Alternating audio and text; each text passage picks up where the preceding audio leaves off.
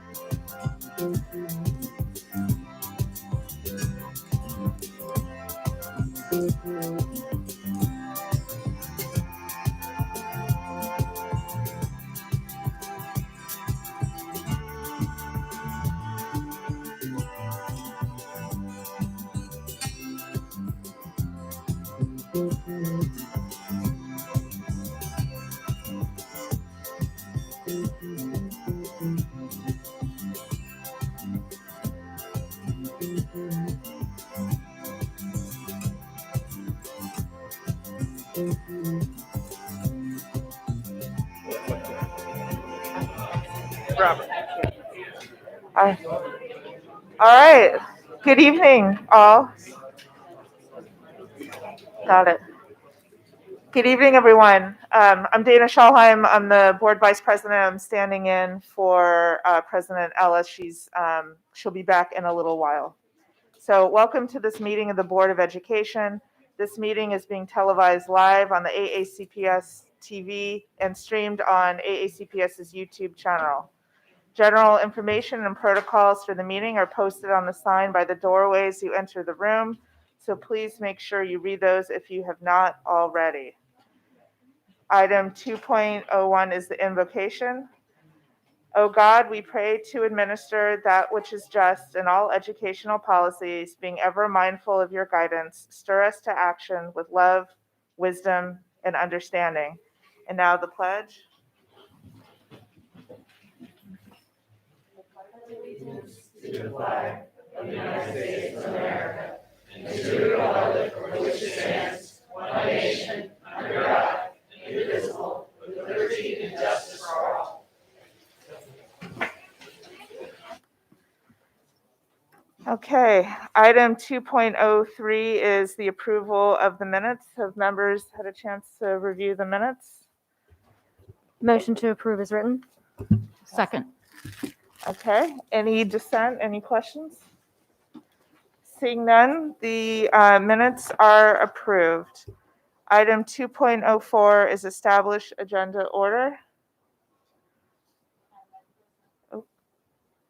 Madam Vice President, I move that we move item 3.06 to after item 5.01. Second. Okay, thank you. Any questions or discussion? And this is so that our president can be present during that report, just so we're clear. All right, can we? Motion to approve the minutes as amended. Fantastic. Agenda. Second. Yeah. Yes. Agenda. Agenda. Agenda. Yeah, Yes. second. Second, okay. Thank Any dissent? Fantastic, so we have established our agenda order. Item 2.05 is recognitions, and we have none this evening. Item 2.06 is the Teachers Association of Anne Arundel County. Mr. Russell Leone.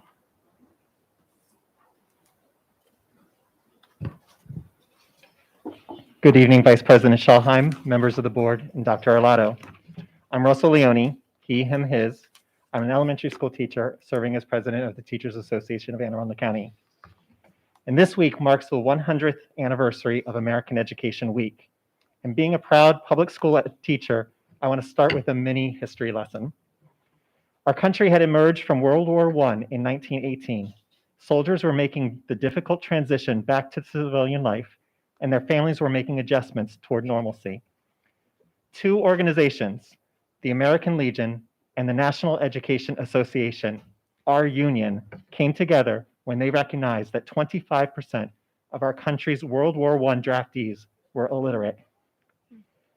Wondering what they could do to address this, they collaborated to seek ways to generate support for public education.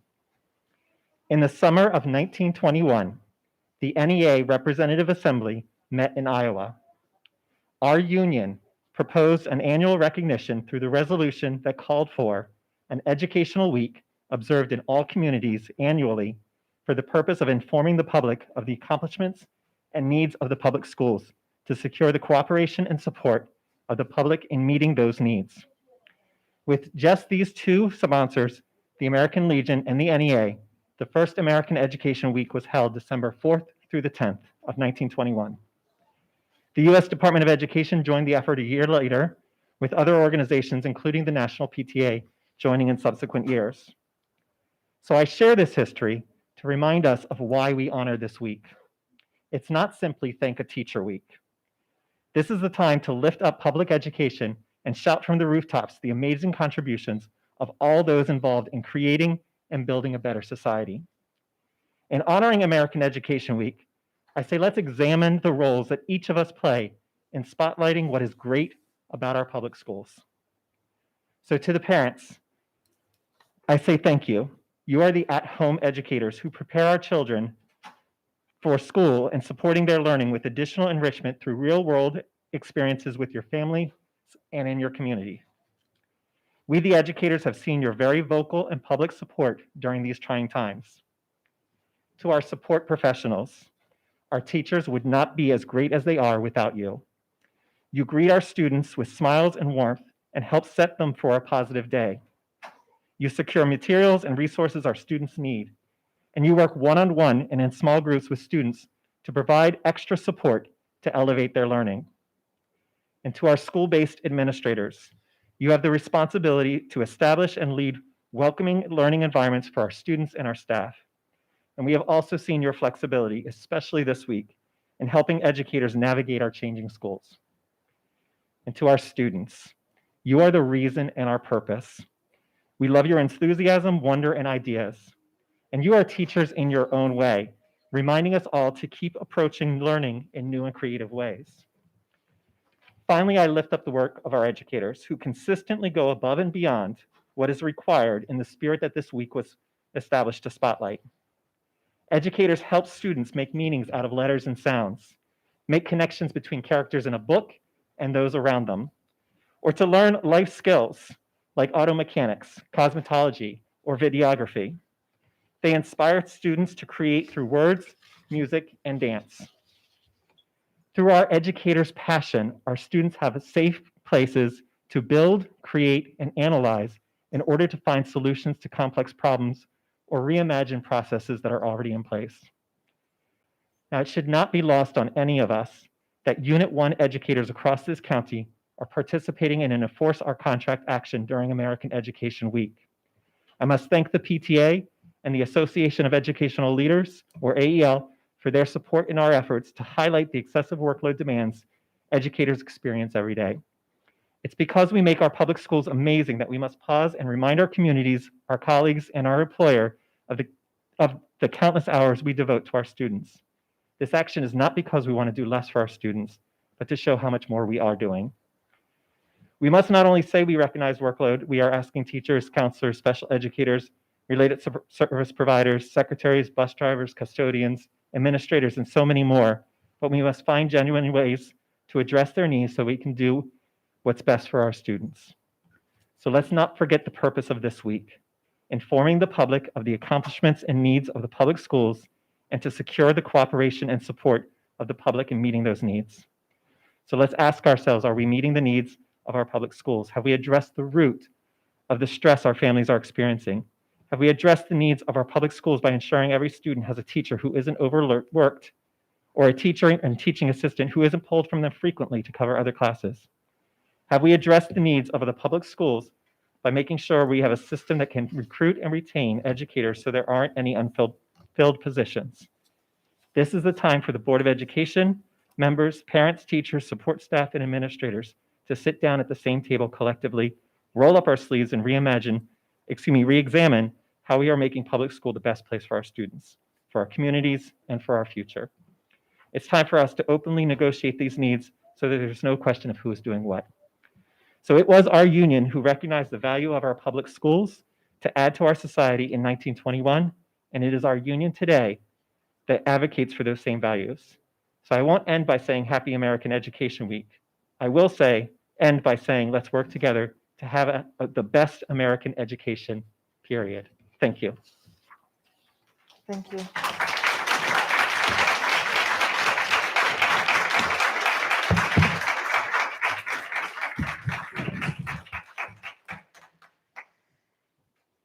Thank you. Item 3.01 is the president's report. As you can see, she's not here, so we're going to skip that. Item 3.02 is the equity committee report. It's on the floor. Thank you, Vice President Schallheim. So the Equity Committee met last week, and we invited the local organization Connecting the Dots to present to us various ways in which we as the committee members and them as members of the community can work together to address bias incidents, racial incidents, and other inequities that are occurring in their communities. It was a long presentation working with members of Dr. Alato's staff and members of our CAC committee, but they're the type of conversations that we want to continue to have so that when we talk about fixing equity, we're not just doing it as individuals who are guessing about what's going on in their own communities, but reaching out to those who have the problems that face them and their children. The next Equity Committee meeting will be on December 7th, and that is all I have. Thank you very much. Item 3.03 is the Budget Committee report. I'm the Budget Committee Chair, and we met on Monday at noon, just 2 days ago, and we discussed the ESSER 3 funding update. We discussed the board budget book and its format, and the upcoming budget amendment process, amongst other things. Our next our next Budget Committee meeting is Monday, December 13th at noon, and as always, it is open to the public. Next item is item 3.04, the CRAS report.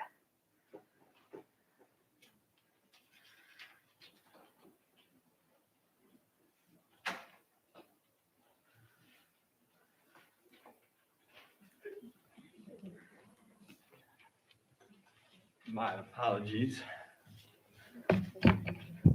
All right. Good evening, Vice President Schallheim, members of the board, and Dr. Alato. My name is Fletcher Port. I am a senior at Severna Park High School. My pronouns are he, him, and I am proud to serve as the CRAS Secretary of Education. CRAS held our first virtual General Assembly, Back to School Wellness, on November 1st. CRAS welcomed Grace Carmichael of the One Love Foundation to speak about healthy relationships. The afternoon included 7 student-led workshops on topics such as stress management, maintaining balance, motivation, and more. We also confirmed our CRAS Ethics Committee at-large members and reviewed the revised CRAS platform. The General Assembly was a huge success, and we look forward to having our next one in February. CRAS and the Student Service Learning Team are hosting a general meeting at the Bay Area Community Church on Thursday, December 2nd at 6 p.m. Both groups will hold business meetings along with some much-needed in-person fun. We appreciate the partnership with BAC and the use of the new warehouse space, which is amazing. All AACPS middle and high school students are welcome to join us. Please visit the CRAS website to join our email list and the Brightspace page. A special thank you to Mrs. Carroll and McCurdy for connecting us. On Friday, November 12th, Let's Talk Justice hosted their first general meeting of the year. The planning committee led a productive conversation surrounding xenophobia in our communities, and students shared personal stories. One point mentioned during the Let's Talk Justice meeting was the importance of grace, compassion, and flexibility when it comes to treating those who are different, all traits that AACPS champions. Dr. Alato's Teen Advisory met on November 8th for their first in-person meeting since February of 2020. Members from Old Mill High School shared background on their school's programs and achievements.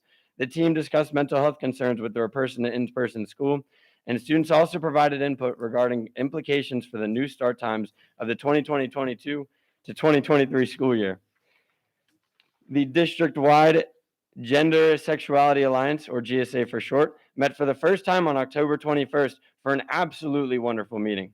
With more than 50 students for 2 hours, the group got to know one another, hear the purpose of the group, establish norms, and discuss other opportunities in the county and schools.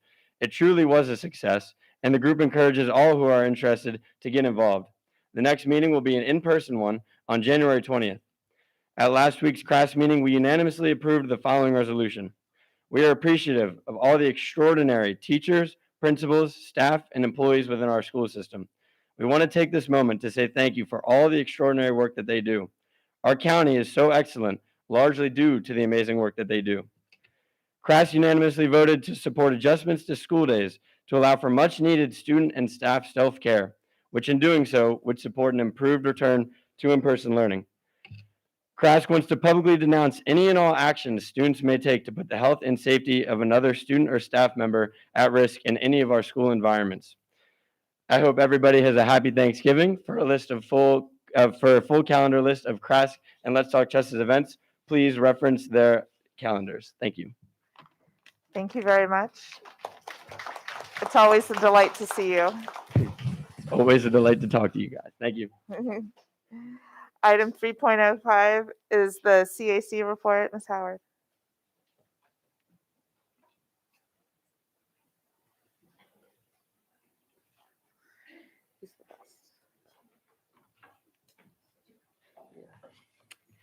Good evening, Vice President Shaham, fellow board members, and Dr. Alato. My name is Tanisha Howard, the chair of the Citizen Advisory Committee. On behalf of the CAC body, I am pleased to have the opportunity to share with the board our recent activities. For the public, the CAC conducts our meetings virtually on the second Monday of each month from 6:45 to 8:45. Our meeting schedule is currently posted on our AACPS CAC webpage, which is located under the board tab on this AACPS website. Our next regularly scheduled meeting is December 13th. We held our last regular meeting virtually Monday, November 8th. We were delighted to have board member Dr. Tobin present to observe our activities, deliberations, and work sessions. The Perspectives and Impact Focus Series, a new CAC initiative this year, celebrating the legacy of the late Honorable Candace C.W. Antwine to embrace, embody, and celebrate all of AACPS's diversity in a more cohesive and empathetic community. In particular, the All Means All board commitment features our outreach concerns for military and cluster member support concerns. We were honored to have two guest speakers from the Fleet and Family Service Center, its director, Marilyn Lewis, and school liaison officer, Michelle Boone. They shared invaluable insights, which provided the knowledge and understanding of the various programs and resources. This will strengthen our members' support of their respective cluster schools because of their increased ability to serve and engage our military community families. Our subcommittees continue to undertake the necessary work, and I am pleased to update the board on the board policy areas. As a reminder, all completed reports are submitted directly to the board policy committee. Emergency plans, pandemic response. The team is in the proof stage of finalizing their report with 5 key initiatives: risk mitigation strategy, social and emotional well-being, accountability, transparency, school-specific implementations.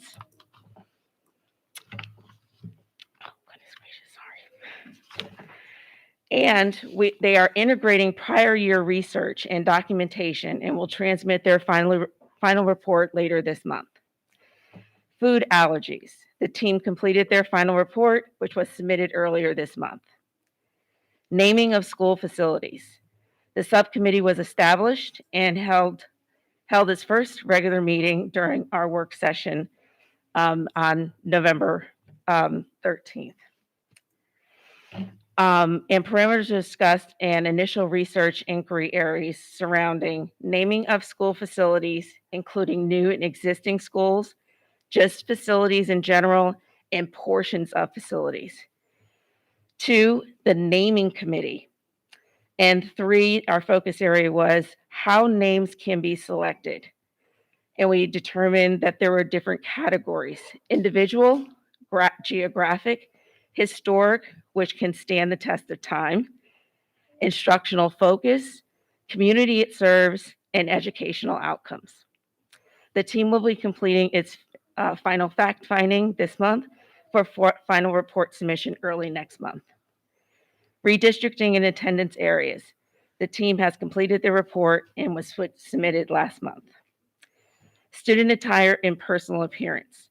The team is continuing work on the topic. Special advisory areas, hate and bias. The team held its initial kickoff meeting for the year and is continuing work on the topic area. Ready to read and early literacy.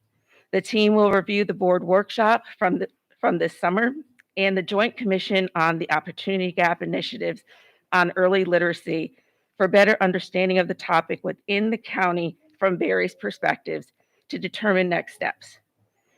Student Research Work Group. The team will have its first meeting next month to address initial ideas and scope developed from members this month. Wellness Lens. The team completed their final report, which was submitted last month. In recognition of American Education Week, the CAC would like to thank all in the AACPS who make public education possible, and we celebrate you working to make sure that every student receives a quality education. We are truly proud to be a partner at the table with the board and AACPS, supporting innovative and proactive leadership to achieve these goals. Thank you for your continued support of the CAC. We look forward to the work ahead, knowing that our group is poised for success with its talented, passionate, and dedicated members to deliver the assistance required by the board to meet its overall goals and address the challenges at hand and into the future. Such commitment from the board and CAC membership continually strengthens the CAC overall. As always, we welcome your feedback and look forward to a year with purpose, direction, and results. Thank you and have a happy holidays. Thank you very much. Always a pleasure to see you. And Ms. Howard, thank you again. It was a pleasure to be at the meeting.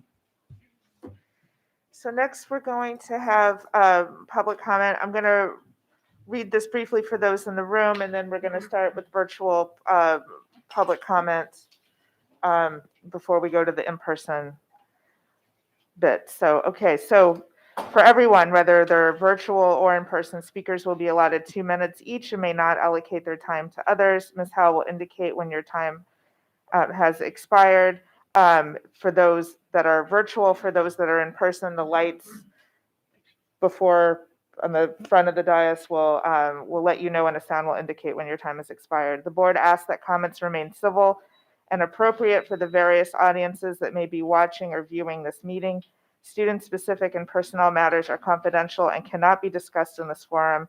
It is not the board's general practice to engage in question and answer sessions with speakers. For the record, please give your name before speaking, and handouts should be given to the board assistant. So whenever Dr. Tillman is ready, we can begin. I think I'll just wave at her just to be sure she knows she's good to go. I can't hear, so someone will have to tell me when we're ready to go. Are we ready to go? Yes. Okay. Good evening.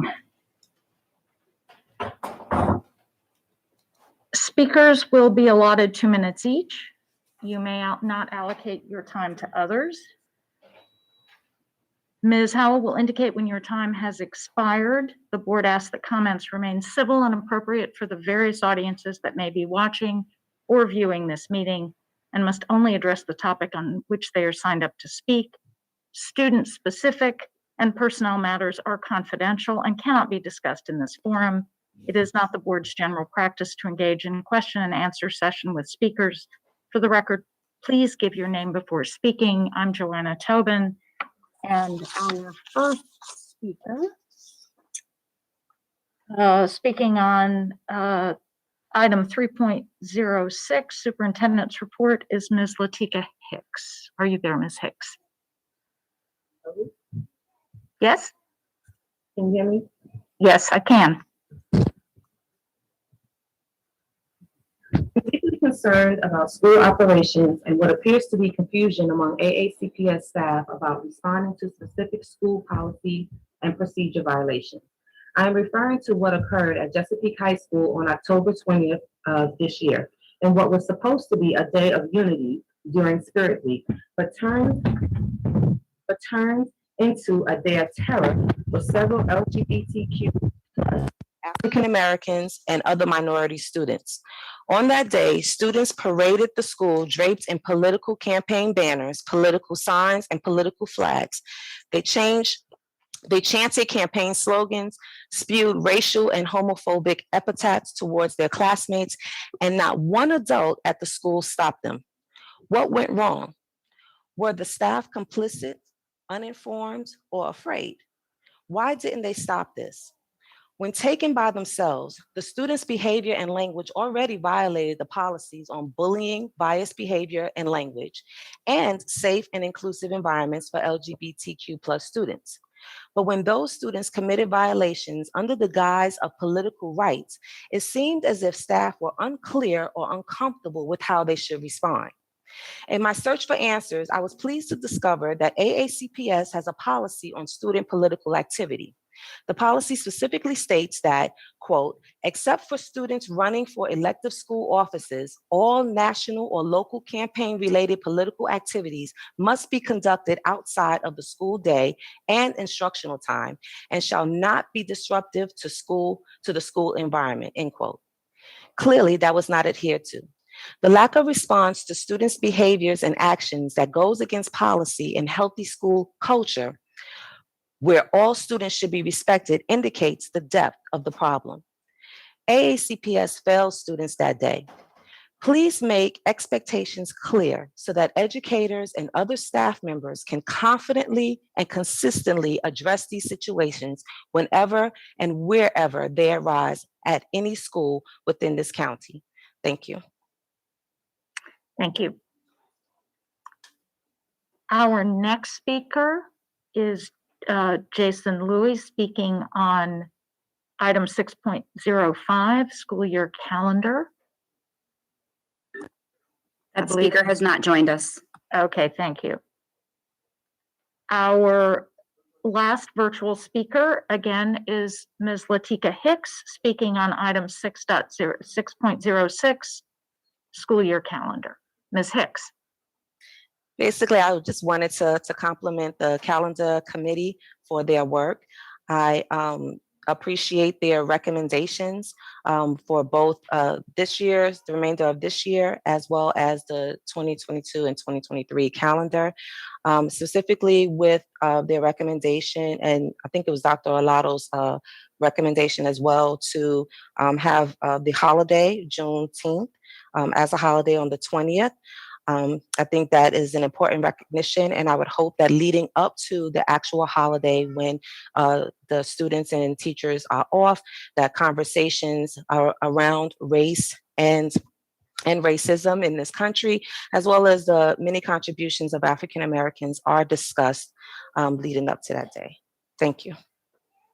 Thank you. And that concludes our virtual speakers for this evening. Thank you.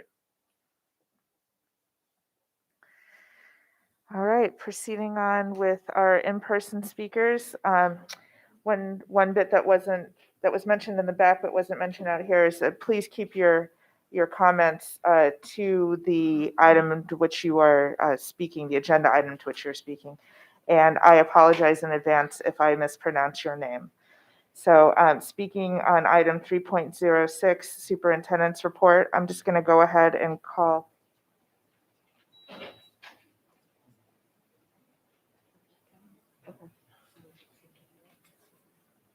Okay. All right.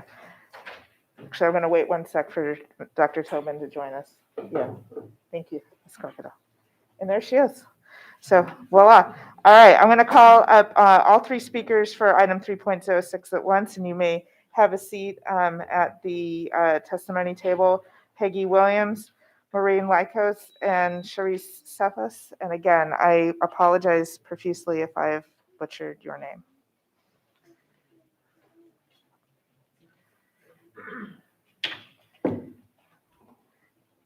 And Ms. Williams, you may begin whenever you are ready.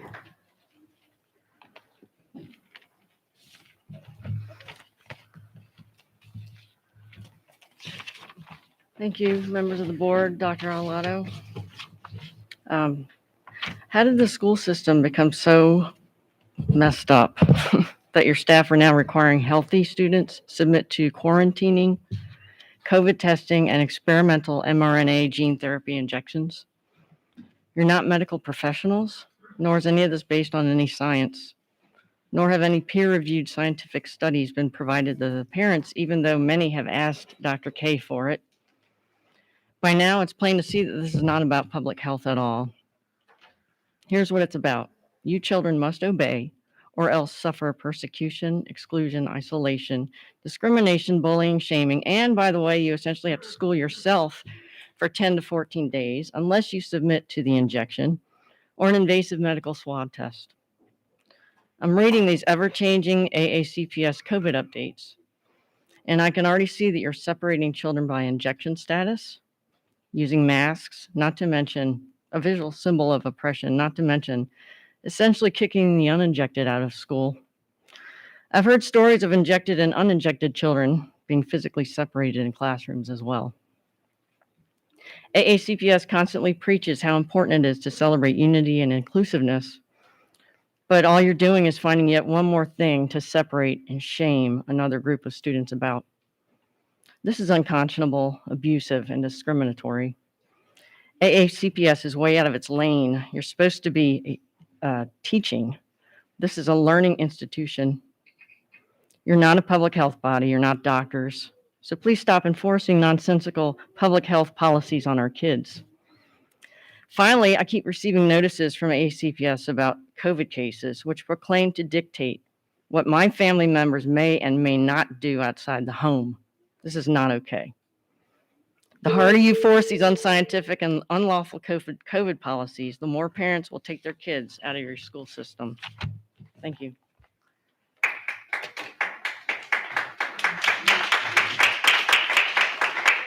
Thank you.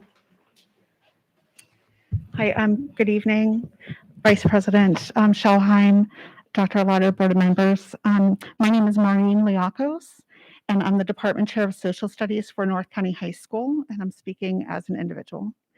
Dr. Alato, Mr. Silkworth, thank you for your continued support and visit to our school. We are honored to have you in the Social Studies Department. And Ms. Schalheim, thank you for meeting with me as I shared my experience at North County High School with you. And if I may have a moment to thank Dr. McMahon and her team for always supporting us with Bright Space. Tonight, you'll hear from educators on the impact of decisions made by the board, and I'm here to offer some solutions to these challenges. First, settle our contract. We are now officially at impasse. Educators are overworked and deserve to have our contract settled without increased demands on educator work time. Going forward, let us commit to open negotiations where we work collaboratively. Second, pay educators for subbing during their planning periods. We have a teacher and sub shortage crisis. Teachers covering classes then must work after their duty hours to satisfy their responsibilities. AACPS has money already budgeted to pay subs. Pay us a stipend for covering classes. This could be accomplished by teachers using blue sheets. In addition, I invite each of you to come to North County High School and sub for the day. Third, fix the special education and related service provider problems.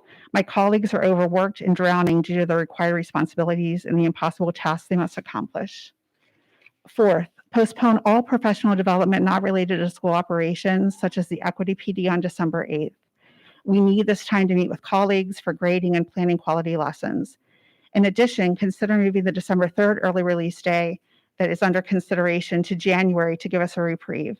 In closing, remember this: teachers' working conditions are students' learning conditions. Educators deserve better. Students deserve better. We can and must do better together. Thank you.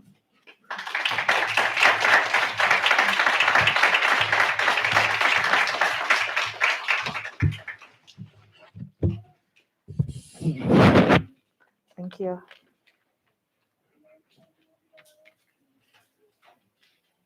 Share Cephas, she, her. I'm here because schools aren't operating in a healthy manner. I had no time to prep, but I wanted to come and show you a real world example of what's happening in schools during this moment. I'm a proud National Board Certified Educator that serves as the department chair of Annapolis High School's World Languages team. I am here because, unfortunately, I cannot use my skills to be an academic leader. I spend my time as a guest instructor. On the day most people took a day off due to weather, in my inbox was accosted with a letter telling me to get used to the new normal. I realized it was imperative for me to show you what we are not going to be able to have, that we are not going to be able to have a successful operations with overworked, overwhelmed, and underpaid educators. I spent 12 hours that Friday and 8 hours that Saturday away from my 4 children and husband, grading papers for classes that don't have a long-term substitute. You may have seen me walk in with a packed book bag and additional green bag. That's because I'm going to exit this meeting and continue grading because my grades are due tomorrow for students that don't have a long-term sub also. I would like to ask you to think about the fact that we are trying, we are doing our work, and as one of my colleagues said, I'll take some extra money for what I'm doing. We've got the money because I know the long-term sub, that $145 a day, isn't going to that person. Please focus on using the examples that I don't have time to continue on, knowing that it's not just me, there are a lot of us, and we have the money. Can we use that in addition to doing the other things my colleague mentioned? Thank you.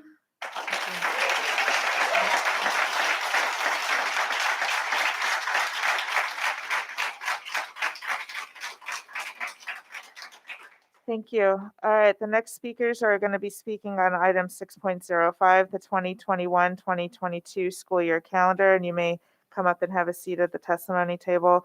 Russell Leone, Christina Corona, Mina Kim, and Cheryl Wolfe.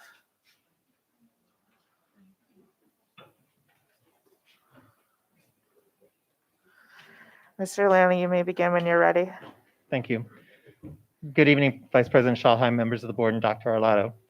Again, my name is Russell Leone, he, him, his, an elementary school teacher serving as president of the Teachers Association. The 3 2-hour early dismissal days are a start toward the recognition of the workload that our educators are experiencing. I need to be clear, they don't address the root causes of why we need such days. However, by their very proposal, this shows an action towards moving beyond just saying we know there's a problem in our school system. If passed, this Board of Education must be very clear to our educators and our families about how they will be applied. If they are truly meant for mental health time, make sure the plan is clearly communicated. If educators are to leave and have this as personal time, understand it doesn't resolve the workload issues that persist in our county. Teachers, teaching assistants, and others will still be pulled to cover other classes without additional compensation like other counties have every day of the year until we address the recruitment and retention issues created by how others perceive AACPS around the state and by the conditions our educators currently work under. As of now, it's unclear whether these days would include more training and work, such as work on Brightspace, educator-directed time, or group planning. The vision for these days has not yet included focused collaboration with union leadership. What educators really need is the reductions in mandatory PDs and meetings so that this time can be used for instructional planning, grading, and true collaboration. And I don't mean an hour of data analysis. This is a first step that must be expanded to include long-term plan to help alleviate and meet the workload needs of our teachers and other staff well into the future. I know we're bound by 180 days and 1,080 student hours, and our employees have a contractual number of days. But when working on this and future calendars, thoughtful construction must include addressing the needs of our public schools, which includes time for our staff to reasonably meet the demands of their role within our public schools. Just quick in summary, we will take these days and use them. We need a clearer long-range plan to address the workload issues, and it's still unclear how the days will be applied. And as of yet, union leadership hasn't had a full conversation about this. So thank you so much.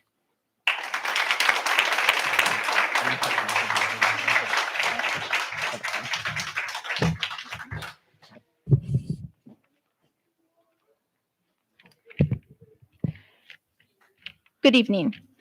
My name is Christina Corona, and I'm an educator here. While I do appreciate Dr. Alato recognizing educators' profound pressures, I question how 3 early release days are the solution. Yes, educators are exhausted. That's why we need systemic, sustainable, long-term solutions. If this calendar change was meant to truly help us, why wasn't union leadership consulted? Dr. Alato and President Ellis recently said that there's a distinction between our teachers and the leadership of TAC. That's not true. Look at us here right now wearing red in solidarity, as many of our union siblings today across schools were. We are our union, and our current Enforce Our Contract campaign is focused specifically on getting you to the bargaining table to find real solutions to our profound workload and financial pressures. Ultimately, while workload is a real problem, the issue goes far beyond that. There's an emotional and psychological toll on a workforce that's been disrespected and exploited for years. That's why Dr. Alato's recommended calendar changes were actually meant by anger rather than gratitude for many. How can the county claim to care about our well-being when the primary issue is that our backsteps and salary increases are right now being held hostage in order to squeeze out even more unpaid labor from us? You assert that since the contract proposal includes such a huge financial package that we owe it to you to give even more. No. The size is the result of years of unresolved backsteps that have been owed to loyal educators for far too long. For the rest, this financial package is actually just the bare minimum. While I'll be glad for a few more early dismissals, rather than making minor changes to the calendar, you could prove to us that you truly care about our well-being by meeting in good faith with our bargaining team, who does in fact represent us. Work collaboratively with them to develop long-term solutions to our overwhelming workload issues. And I urge you, settle our contract right now. Enough is enough.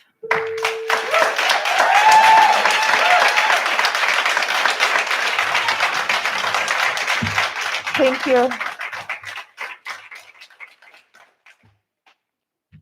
Good evening, Dr. Alato and board members. My name is Mina Kim. I'm in my 11th year of teaching and in my 4th year at ACPS.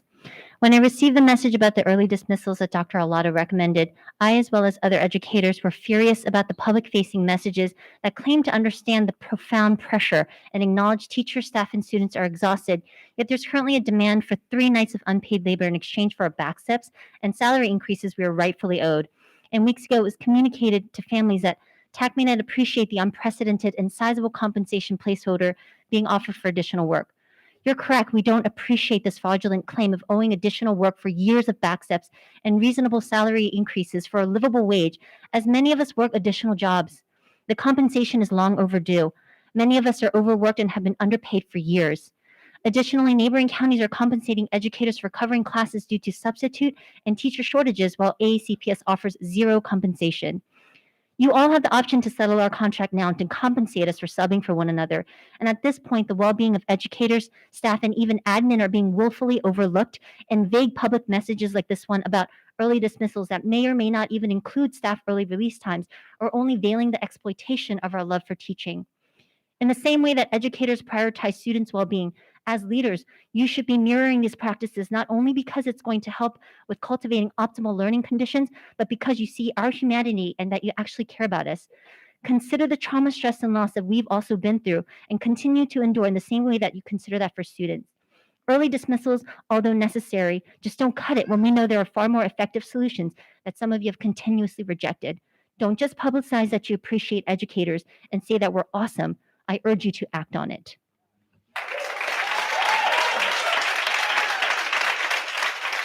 Thank you.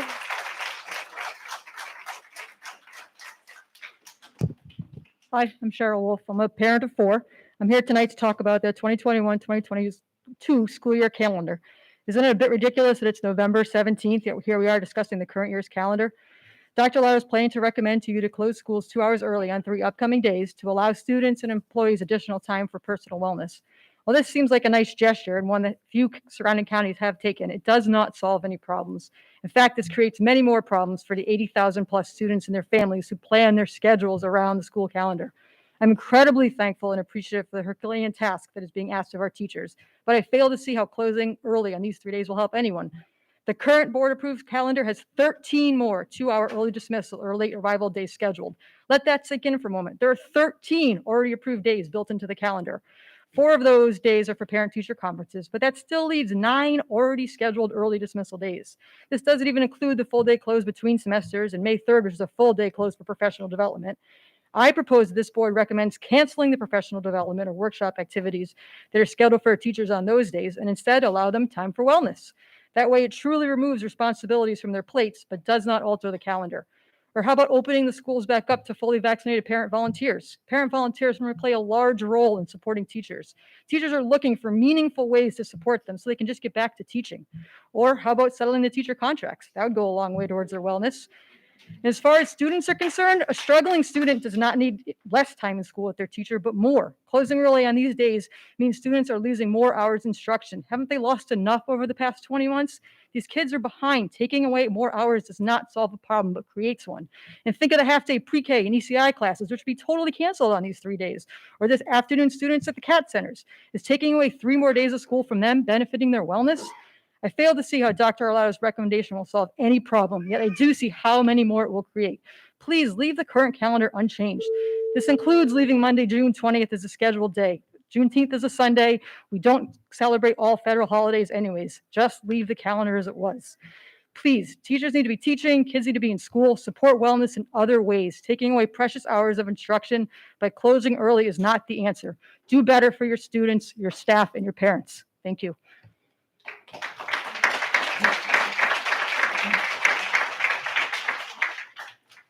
Thank you. All right, next we have item 5.01 under consent items, scoreboards and marquee signage. Dr. Alato. Yeah, she walked out.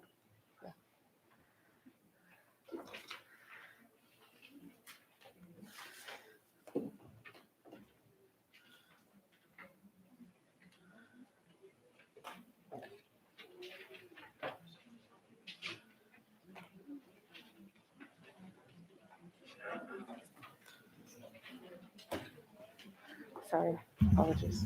No worries. I'm just catching up. Yeah.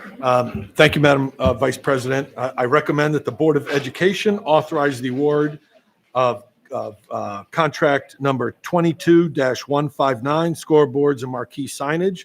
It's a cooperative agreement with Equalis Group contract to Watch Fire Signs LLC in the amount of $1,600,000. Do I have a motion? Motion to accept the superintendent's recommendation to approve the contract. Second. Any discussion? Looking at lights. No lights? All right, I think we're ready. Ms. Frank? Aye. Ms. Amasore? Aye. Dr. Tobin? Aye. Ms. Schulheim? Aye. Ms. Dent? Aye. Mr. Silkworth? Aye. Motion passes 6-0. So earlier this evening, we moved item 3.06 to this point in time, thinking that Ms. Ellis would be back, and she's not back. It would probably take a lot of us to move it again, but we could, or we could just proceed. Thoughts? Oh, no. No, I know you're not. I know you're not, Melissa. But thank you. Okay, motion to suspend the agenda and reestablish 3.06 after 7.01. Do I have a second for that? Second. All right, I think it probably will take all of us to make that happen. Yes, you do need All right, you need the big number. let's vote on that, shall we? Do I have a second? Okay. thank you. Ms. Frank? Aye. Ms. Corkadell? Aye. Ms. Amasore? Aye. Dr. Tobin? Aye. Ms. Schulheim? Aye. Ms. Dent? Aye. Mr. Silkworth? Aye. Motion passes 7-0. All right, fantastic. Moving on, item 6.01, administrative personnel reports. I believe there are none this evening. All right, fantastic. Item 6.02 is administration of medical cannabis code code JR, and it's on its third reading. I think we're just waiting on Ms. Ortiz. And my recommendation. And your recommendation. Yes, sir. Outstanding. Dr. Thank you, Madam Alato. Vice President, members of the board. I recommend approval of policy JR, subject to final correction for style and format. Apologies for, No worries. forgive me, I'm still new. Thanks. All right. Do I have a motion to back the superintendent's recommendation? I make a to- motion that we look at the cannabis documentation with the modifications. I think you said, go again, Dr. Alato, Style and format. with style and format. Okay. Do I have a second? Second. Fantastic. Now we're rolling. Ms. Ortiz, welcome. Good evening. You guys always surprise me. And for my next trick, yes, I'm filling in for Ms. Ellis this evening, for part of this evening, so, yeah.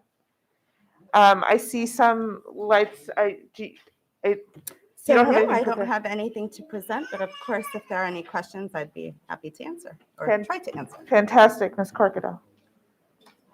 No questions. I just wanted to, as it relates to the deliberation on the motion, I fully appreciate and support the efforts of everyone to always have available to them all health and medical choices available to them. However, this, unlike any other aspect of what we do in our school system, there is a difference there's a conflict, in my opinion, personally, as it relates to the federal law and the state law. And I respect our state in coming up with this, and the fact that the federal government has chosen to take a broader stroke pass on our state as well as others. But I have an oath of office, and I do not feel that it would be appropriate for me to vote in the affirmative, knowing full well that the federal government has chosen not to rescind their position. So that was it. Thank you, Ms. Frank.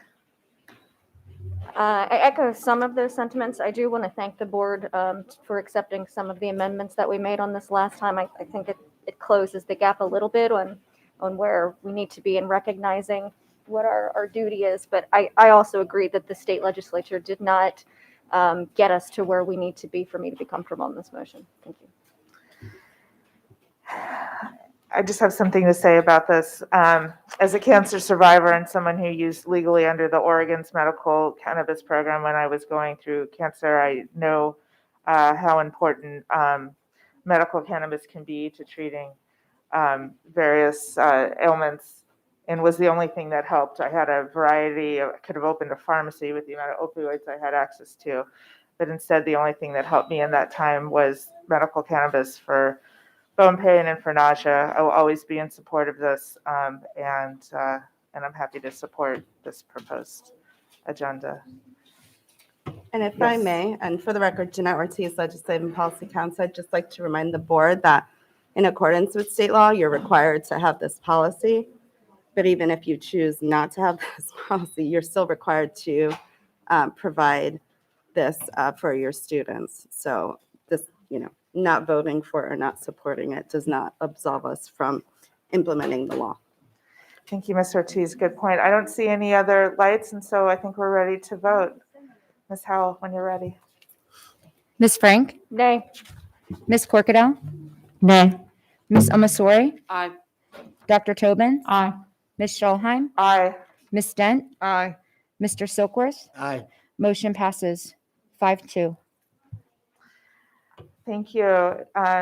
Next is item 6.03. This is a first reader of a new draft policy, students with a known food allergy code, JECAA. Ms. Ortiz. And again, good evening, Jeanette Ortiz, Legislative and Policy Counsel. Policy JECAA, students with a known food allergy, is before you on first reading.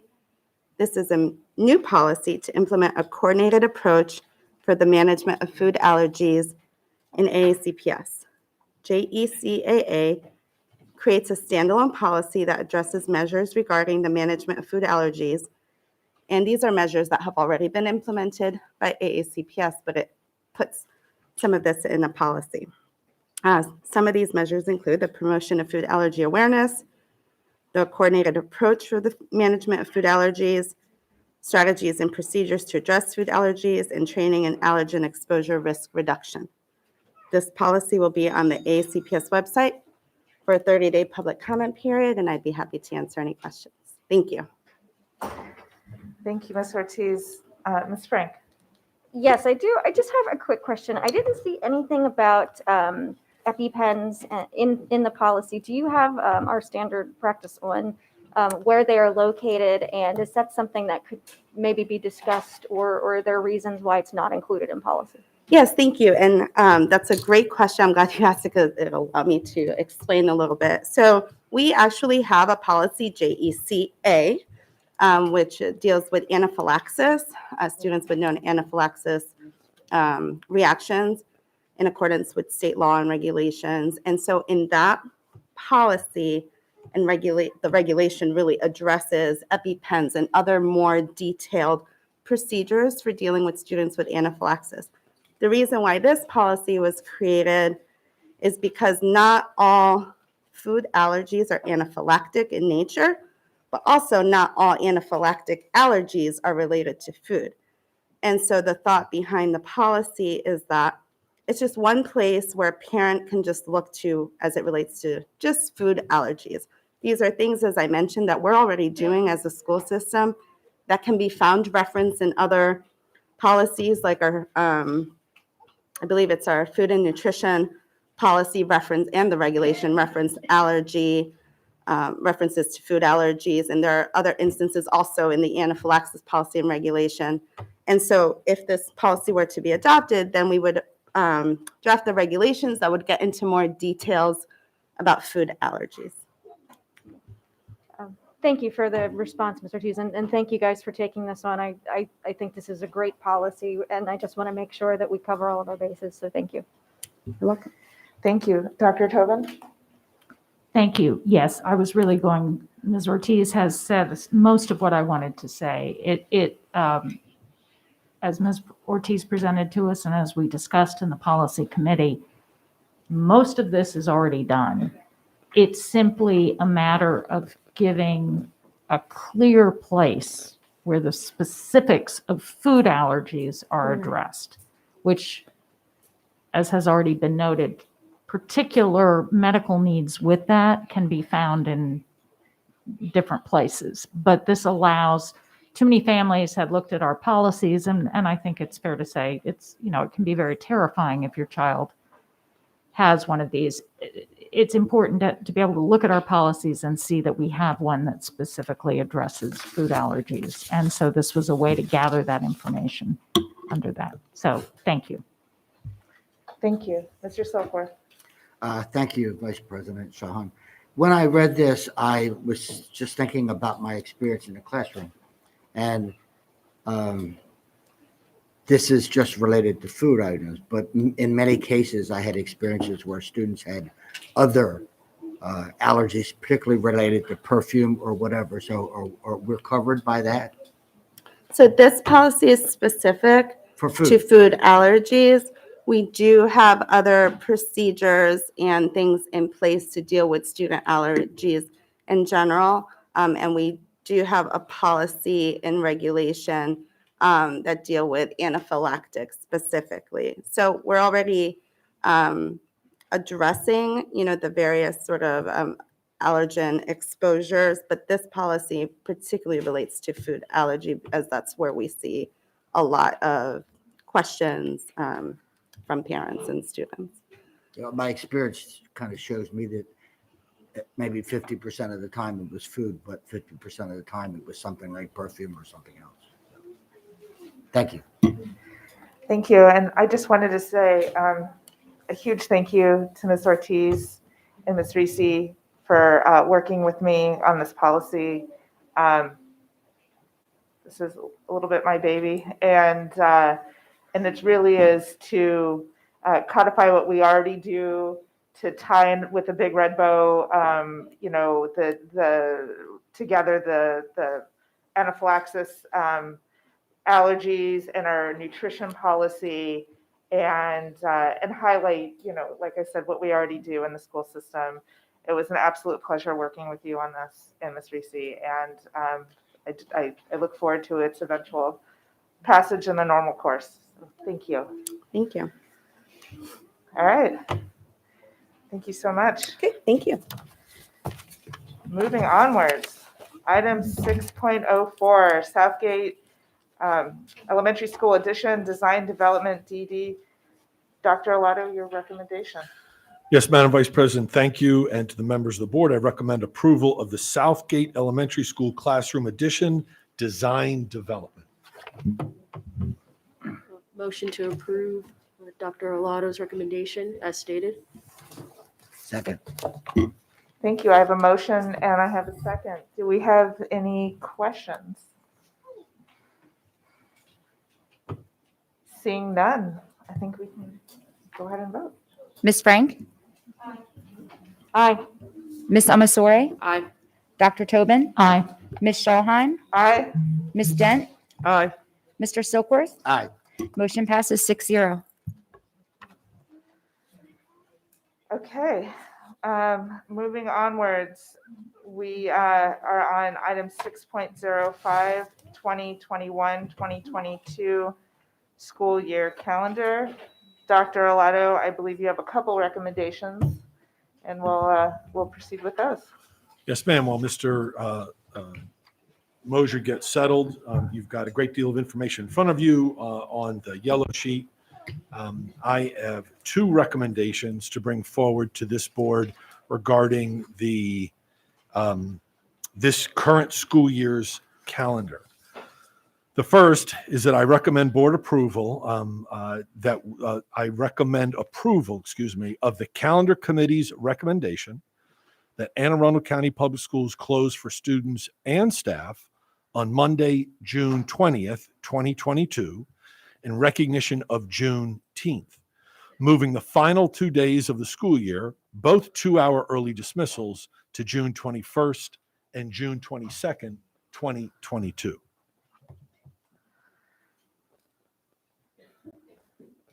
Motion to approve as stated.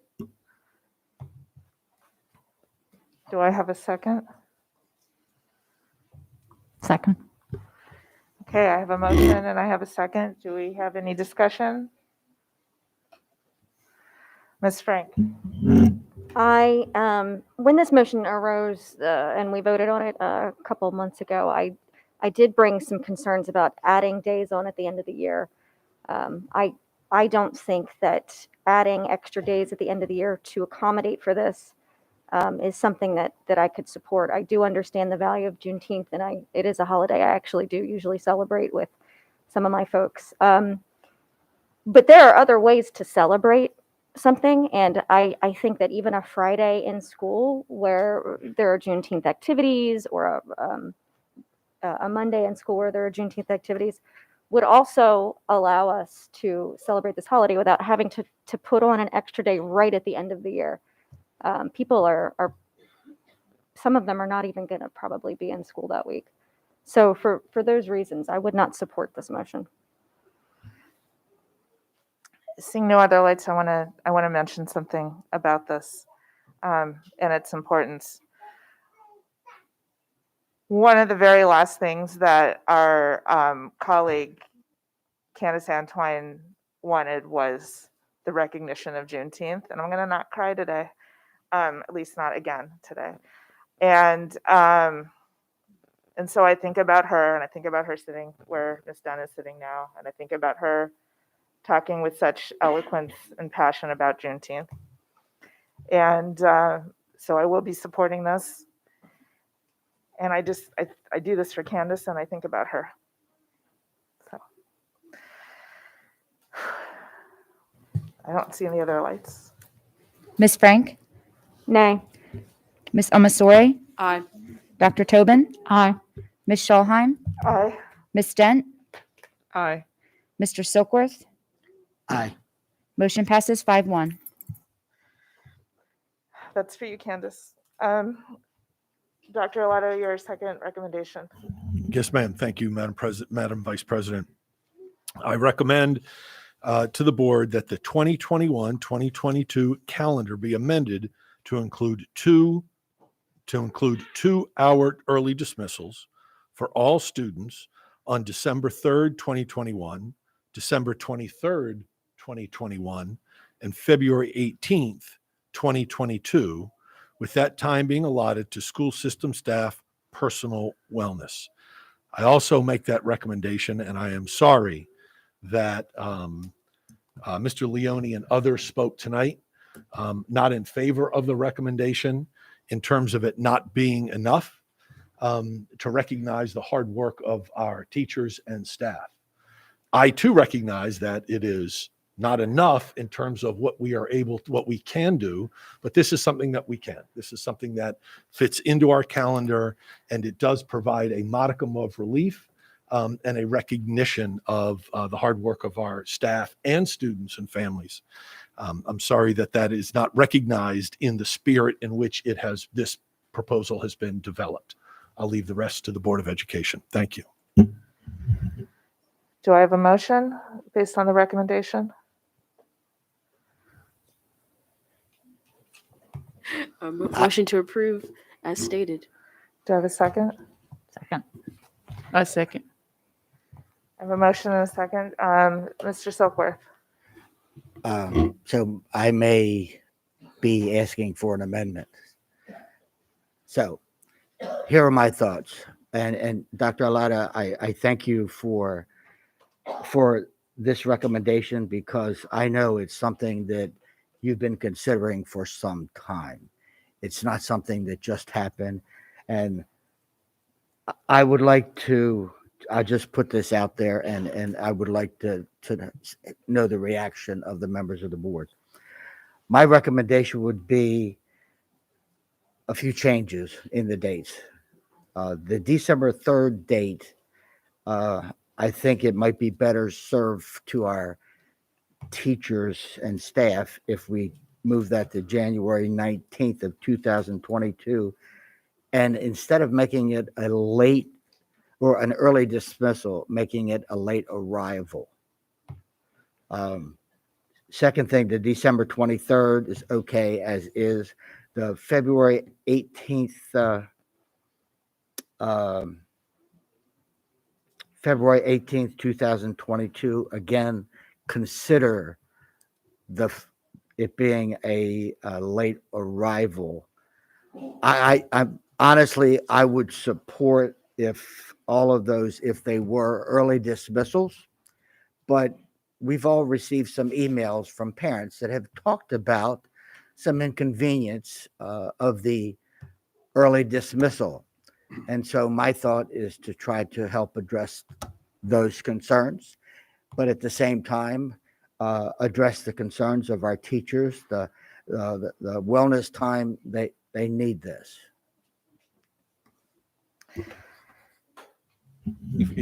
Could you share those dates again? Thank you. Well, the December 23rd would remain as is. Yes, sir. The February 18th date wouldn't change. It would simply be a late arrival. Yes, sir. The December 3rd date, I suggest taking it to January 19 of 2022. And one reason for that is because our teachers will be in the process of final grades for semester 1 or marking period 2. They will be in the process of dealing with semester exams. And so I just kind of feel that they would be able to better use that time in January on the, as opposed, January 19th, as opposed to the December 3rd date. Is that supposed to be a late arrival as well, or is that early dismissal? I had it as both. The December 23rd would be an early dismissal. The other 2 dates would be late arrivals. And again, I'm trying to address the concerns of many of our parents and others who have addressed concerns about the fact that they've made plans based upon the calendar. And that also, by doing that, the afternoon activities would not be lost on those 2 days. Okay. Thank you. Ms. Frank? I agree with some of what Mr. Silkworth said, and as I've received feedback, most people have said December 23rd. Okay, we're good with that. That's fine. Tonight in public comment, I do believe we had one or two folks who said, let's change the 3rd to the 8th because it's already a PD and it's already in the calendar. If there's a motion, then I would, and if there is an amendment to the motion, then I would suggest that we include that day, the December 8th. And then I don't know that changing it to a late arrival, I don't know that that helps or doesn't help. But I don't really have any strong feelings either way as whether it's a late arrival or early dismissal. But I do want to be cognizant that we try to be as balanced as we can with the needs of the parents as well, and try not to add more that is going to create tension for them as well. So I think the December 8th is a good way to thread that needle a little better because they've already been aware that that needs to happen. So thank you. Ms. Dunn? So if most of everyone, we've all received several emails about the calendar change. So Dr. Alato, I appreciate you getting my inbox up and active on this issue. But I appreciate it. But I really have to go out on a limb here and say that I'm probably the only person that has a problem with this calendar being adjusted, period. I support teachers 100%. I support educators 100%. I also know that they are overworked, and I hear them loud and clear when you tell me 2 hours. She told us about 6 hours. It's probably not enough to make them happy, but I applaud you for trying. I don't think that we've really spent enough energy yet, to me, figuring out what is the right way to relieve our educators. What is the right way to give some kind of balance to this overworked staff that you have? It's hard for me to even listen to my colleagues here right now, trying to figure out what's the right date to tell you that it's okay to let someone off. I really would ask that if we all could just go back to the drawing board and make something make sense. Just one time, make something make sense for me. Make the day off or the early dismissal or the late arrivals make sense for me, because right now I don't see that it makes sense. And I'm saying this in all honesty, that if you tell me that you want me to have an early dismissal or a late arrival, on the other side of it is for my wellness, then I should have some input into that. If I don't have any input into it, then you're not really helping me. So I'm asking, why can't we table this time off or this calendar change until we have adequate feedback, and make sure that we're making the right decision? I think it's done in a vacuum. I don't think that it's helping anyone. That's one. The second one is Unity Day is December 8th. Ms. Frank, I already bought my t-shirt. I'm gonna have a hard time with you not giving me my $25 back. So, in the nicest way possible. I'd ask that we look at the calendar. It's a big deal for me to interrupt my schedule. And so I'm asking for us to look at it and look at it wholeheartedly and make some modifications that we can all live with. That's my 2 cents. Dr. Tobin? So thank you, Ms. Dent, because I think you've hit on sort of some of the deeper issues here, which is, I appreciate this was not an easy thing for Dr. Alato and his staff to come up with to begin with. But I take it what you're suggesting to us, Ms. Dent, and I'm inclined to agree, is the need for a more holistic approach to recognizing the depth of the issue that we have here. Now, to the specifics that are on the table, I appreciate Mr. Silkworth offering the late arrivals. As we've heard, for example, from parents who have kids in ECI programs, they feel the early dismissals unduly impact their children. because, their programs tend to be shut down at a larger level because of that.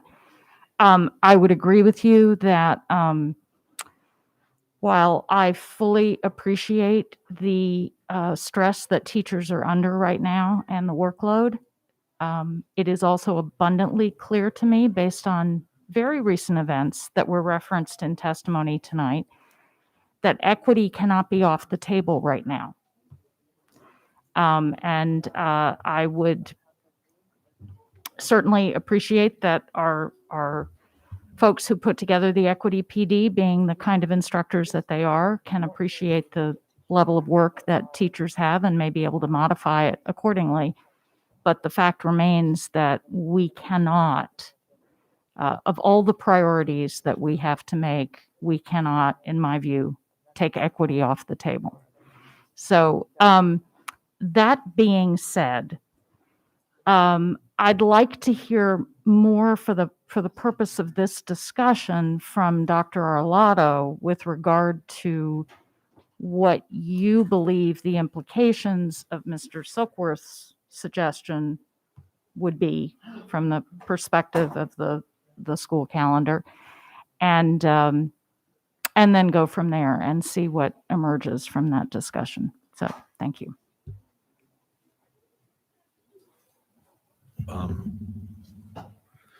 So I guess I should thank you for the question. Because I'm not, so I've thought about it as long as you have, because had no advance warning about these possible changes. Moving the dates in general, I quickly opened my laptop to look at those dates to see if there is some sort of conflict that it might, if there is some sort of conflict in scheduling or something going on in the schools on January 19th. It does not appear to be a day that would cause us any harm to the teaching and learning, to the instructional model. So switching December 3rd to January 19th, I without thinking too deeply about it, is probably okay. I will say that the December 3rd date was chosen because it is a Friday. And I knew going into making this recommendation, to developing a recommendation and making this recommendation to the board, that this would cause some consternation and difficulties for some families.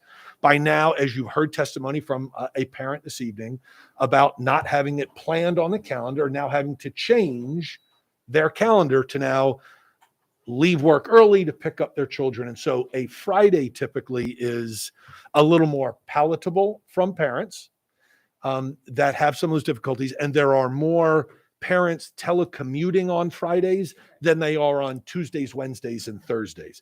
I'm just sort of outlining some of the thought process that my team and I went through in choosing that date. But to move December 3rd to January 19th certainly can be done. We are also looking for something a little more immediate, which is another reason why we were looking for a Friday as soon in the calendar as we thought possible. But moving it to January 19th, based on my quick review, is probably fine. Obviously, the December 3rd date doesn't change. The December 18th date does not change, but that date was picked again because it is a Friday, and it is a Friday leading into a long President's weekend. And so the idea was to allow folks to have a couple hours longer weekend than they would otherwise. So now changing that to a late arrival on the 18th sort of negates what our thing. Doesn't mean it's a bad idea. I'm just sharing with you, it sort of negate what my team and I were planning for, why we chose that date at that particular time. And so moving the late arrival to a late arrival would sort of negate that. But Mr. Silkworth is absolutely right. And you mentioned it also, Dr. Tobin, that when you have when you have early dismissals, that does interrupt our afternoon pre-K and ECI classes more so than the mornings, right? It is not equitable in the distribution of those days, and therefore the impact on those ECI and afternoon pre-K students. So thank you for the opportunity. Dr. Alato, the 19th, it is a Wednesday, but it could just as easily be the 21st, which is a Friday.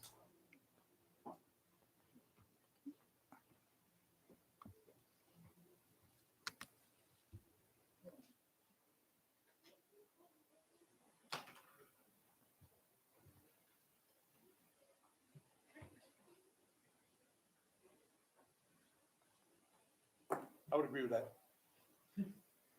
I would agree with that assessment. And that then begs the question, if it is Friday, should it be an early dismissal as opposed to a, But point of order, I want to remind folks that we don't have, we had a motion and a second to approve Dr. Alato's recommendation and no amendments to that recommendation that were either made nor seconded. So we only have just the one on the table, which is to approve Dr. Alato's recommendation as stated. Thank you. Okay, so currently there's a motion on the table simply to approve Dr. Arlotto's recommendation. This is for this current school. Yep. This. Okay. I see more lights. Yeah, So are Ms. there? Omasori was Yep. next. Okay, Ms. Omasori. So on my paper here, I just want to make sure I have this clear. So everyone's in favor of December 23rd, 2 hours early. And then we've gone from, so we're switching December 3rd to January 21st? No, we're not Or- switching anything. There is a suggestion There's a suggestion. by Mr. Silk. Oh, yeah, I'm trying It to, has not yet been made into a amendment for vote by the board. right, I'm just trying to be clear on what Mr. Silkworth's idea is. So is it to change the 23rd to the January 21st? so President Ellis, should I make a motion You to amend? absolutely can make a motion to amend. So I would like to make a motion to amend Dr. Alato's suggestions. I move that we amend, that we maintain the December 23rd date as an early dismissal, that we move the December 3rd date to January 21st of 2022, and it would also be an early dismissal since it is a Friday, and that we maintain the February 18th date, but change it to a late arrival as opposed to an early dismissal. Okay, does that answer your? I mean, Okay, well, that's an amendment now, but I mean. Yeah, because well, Is now there a my second question I'm is, sorry, an amendment was made. Was there a second? There was There's not a not. second. I second that amendment. okay, so is it possible for me to wait until we finish voting on that amendment? Because my next question is directly impacted by this amendment. So I'd rather we vote on that first. I can come back, sure. Ms. Frank, or, yeah, you're, It was, you? it was me. Yeah, her Okay. light wasn't on Okay, when I moved. go ahead. I'll tell you why I'm not okay with this. Those dates were selected specifically by Dr. Alato on Fridays. More people telecommute on Fridays or work from home on Fridays than they do the other days. The other two dates, December 23rd and the 18th, lead up to holidays. I would also like to remind folks who don't maybe look at a full calendar that December 3rd is not just one holiday, but two. It is Friday is Shabbat, and it's also Hanukkah. We have a lot of Jewish teachers in our school system, like to go home and be with their families. I'm not going to be supporting this amendment. So there that is. Thank you. Ms. Frank? Yeah, so to Ms. Dent's point, one of the concerns I have specifically with the December 3rd is that it's just not enough time. It's just not enough notice for people to change their schedules and their lives. So while I do appreciate that, it might benefit in some cases, I think a lot of people would really struggle finding childcare in the very short time frame. What I was going to suggest before the amendment was made, and if this motion fails, I would still suggest it, is that we only look at the December 23rd date today, and then maybe at the next meeting we find another recommendation, or we work with Dr. Alato to find a couple of days and sort of fine tune that and then allow public input at our next meeting to determine, kind of what the consensus would be, because these are a lot of change from what the recommendations were. But I agree that there is a need, and I'm glad that you brought it to us. But I would like to get, if we're going to change too much, I would like to get some feedback on some of the early dismissal versus late arrival dates. Thank you.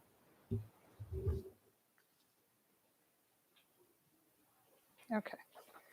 And I'm going to quickly just apologize to everyone for the disruption. I had an event for my daughter, and I appreciate my colleagues' flexibility and understanding. And boy, this meeting moved a lot faster than. I'm sorry.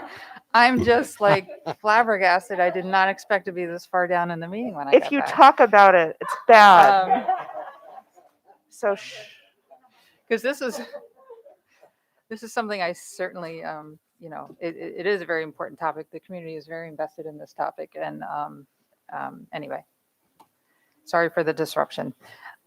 So the amendment that is on the table, look, for me, I'm going to have to support some type of alternative to December 3rd. We have heard from many working parents who, and we have asked, not we have asked, the pandemic has created all kinds of disruptions for families, and working parents have had to ask their employers to be very flexible for quite some time now. And this does create, I think, a hardship for some families with little time to plan, particularly when we have an early dismissal just 5 days later. I had a different motion prepared, which I had notified my colleagues earlier today to be prepared that I had a motion, but now we have something a little different on the table. I was proposing to, because of hearing from teachers of how overwhelmed they feel right now, that we postpone the December 8th professional development and make that a personal care day, personal care afternoon, instead of December 3rd.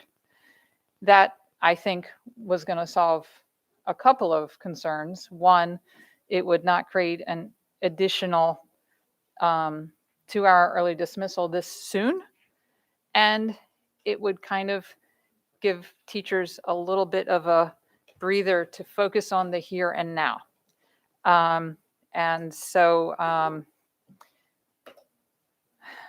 That being said, there's a different amendment on the table. So the reason I'm explaining what my idea was is I'm a little bit struggling right now about, should I support this amendment?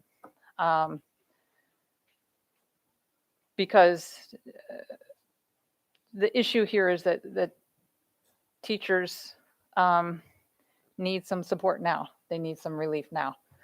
And so moving the December 3rd early dismissal to January 21st doesn't address that right now. So I'm struggling a little bit. For me, December 3rd is not a good option. And so I don't know if I should support this amendment, or if it doesn't pass, then offer my own. That's where I'm struggling right now. Are there more, Dr. Alato? Yeah, thank you, Madam President. I want to say to the board very, very clearly, as you deliberate the calendar, which is under your full purview, that I certainly will not recommend, nor would I support any disruption to our equity PD. It is critical to the work that we're doing every day in this school system and have for years. We have 4 early release days that are dedicated to equity, professional development, and culturally responsive teaching with our entire staffs. By changing December 8th or any other would disrupt that important work, which I believe is critical to the growth of this school system. Thank you. Ms. Schalheim? So I have two more things to say. One, I'm also not in support of any more late arrivals because there still are a lot of, we have not changed school start times yet, very late starting schools. That would have many elementary schools showing up at almost noon. I don't know how that is more mental health relief for our staff and teachers. And it certainly would put undue pressure on our working families. So I'm against that. I also wanted to speak about our equity PD days. I am absolutely and without question, so let me be clear, opposed to any movement to reduce, decrease, or minimize our equity PD days as already outlined in our calendar, the 4 PD days. We have a mission of all means all, so does that no longer apply? I'm just questioning that. We also, to disrupt or reduce or remove or decrease or minimize that would also fly in the face of our strategic plan, the work that this school board and the school system have invested in with our county in terms of several task force and our equity work with MABE. Equity is at the center of everything we do and something that we talk about nonstop. And so I'm absolutely with every ounce of my being against any resolution or motion that would in any way reduce, decrease, or minimize our staff's work and our commitment to equity. And I would I'm just godsmacked at the thought that we would do that. So please don't. Ms. Omasori? Okay, so I have been frantically looking through the calendar as we're basically doing a puzzle to try and figure out how we're going to do everything but what Dr. Alato originally put forth. So as the equity chair and as someone who shares the opinion as Vice President Schalheim, I'm simply put also opposed to doing anything to affect Unity Day or professional developments centered around equity, not only because I find it essential to the work that we do as a school system, but also as I'm looking at the calendar, and I did this simply by doing Control+F professional development and seeing it skip to all the different dates. Really, when you look at it, there's a reason why it was placed on the 8th. I mean, if you put it in January, you're battling with teachers who are trying to prepare for the end of the semester. We already have another professional development in February, in March, I believe. I mean, it's just, if you keep on shuffling it around, it's going to have a much larger detriment than I think we're anticipating. So simply put, and I didn't want to comment this because it isn't an official amendment yet, but I really don't see how you can have that PD other than the date that it's already been marked as. Also, just going back to what Vice President Schalheim has already stated, you have a lot of Jewish students and teachers who otherwise, if we don't think about putting a day like December 3rd as an early dismissal, will be affected by having to go to school on an important holiday. And not to play that card, but if someone was trying to make us go to school on Christmas Eve, a lot of us who are Christian would not feel that was, a fair thing to do. So I don't know. I'm just thinking about it from another person's shoes. And in terms of trying to change anything in regards to December 8th, I'm not in support of that. Ms. Frank? I absolutely do agree with your point, Ms. Almasuri, about trying to make sure that we include other groups as far as when we do this.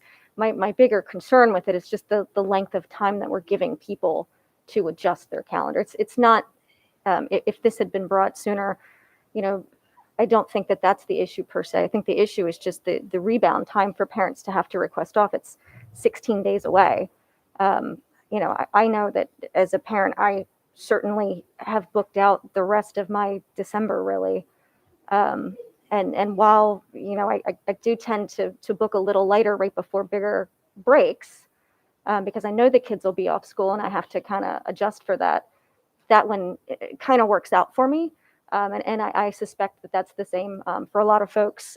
But just 2 weeks away in 2 days, that's a lot to ask a parent to do right now. I would also say that as these recommendations came out, I did reach out to quite a few teachers, and I had a couple of teachers reach out to me.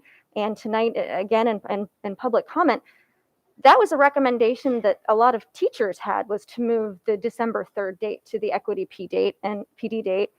And when I specifically asked teachers, what they said was less meetings and less required PDs would be helpful to us. So if we're trying to be responsive to what we're hearing, I think that we should consider that.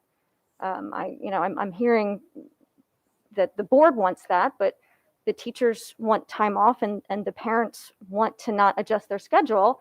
And do we weigh that against what the wants of the board are? And I think that the parents and the teachers should win in this situation. So thank you.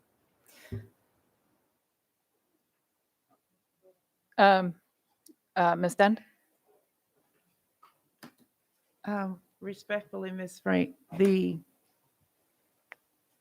122 emails that I have, and I just counted it just to be sure, speaks in direct contradiction of foregoing the equity PD. So I'm going to go back to what I said in the beginning. I don't think the calendar has been well thought out. I don't think that we're in a position to sit here and look at all the things. I think Dr. Alato has a staff that will be able to look at everything that's going on and bring us back feedback so that we can make a decision on moving these dates around on the calendar. I'm just not comfortable that we are looking at the calendar in its entirety to be able to find time. That's one. And I just have to believe, I haven't read the policy, but I think Ms. Ortiz may not be here, but isn't there a time frame on the policy outside of emergencies that we need to put adjust the calendar or make modifications to the calendar? And if it's not, good. I thought you was going to say that. If it's not, then we should maybe consider that, because I don't like knee-jerk reactions, and I think that's what we have right now. So I'm going to not say anything else until we get through this, because you're right. We were doing good on time. The less said, better on that. Thank you. Yeah, so look, we have an amendment on the table, and I had offered what I had been considering as an alternative to the recommendation. And look, since equity came up, and my suggestion is not that we do away with our work on equity. And I hope to God that 4 afternoons a year is not how we are addressing equity throughout the school system. That is a piece of how we continue to work and move forward on equity.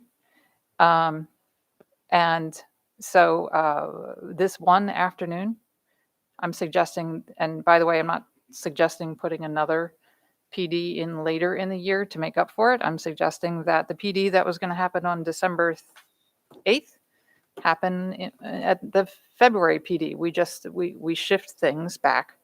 So at a time when our teachers are feeling overburdened with covering for teacher absences, supporting students challenged with impacts of learning through the pandemic and being away from school buildings for nearly 18 months, and the continued impacts of COVID on our school community, now is not the time for professional development. That is what I am hearing directly from teachers. Teachers reached out to me about this school calendar, and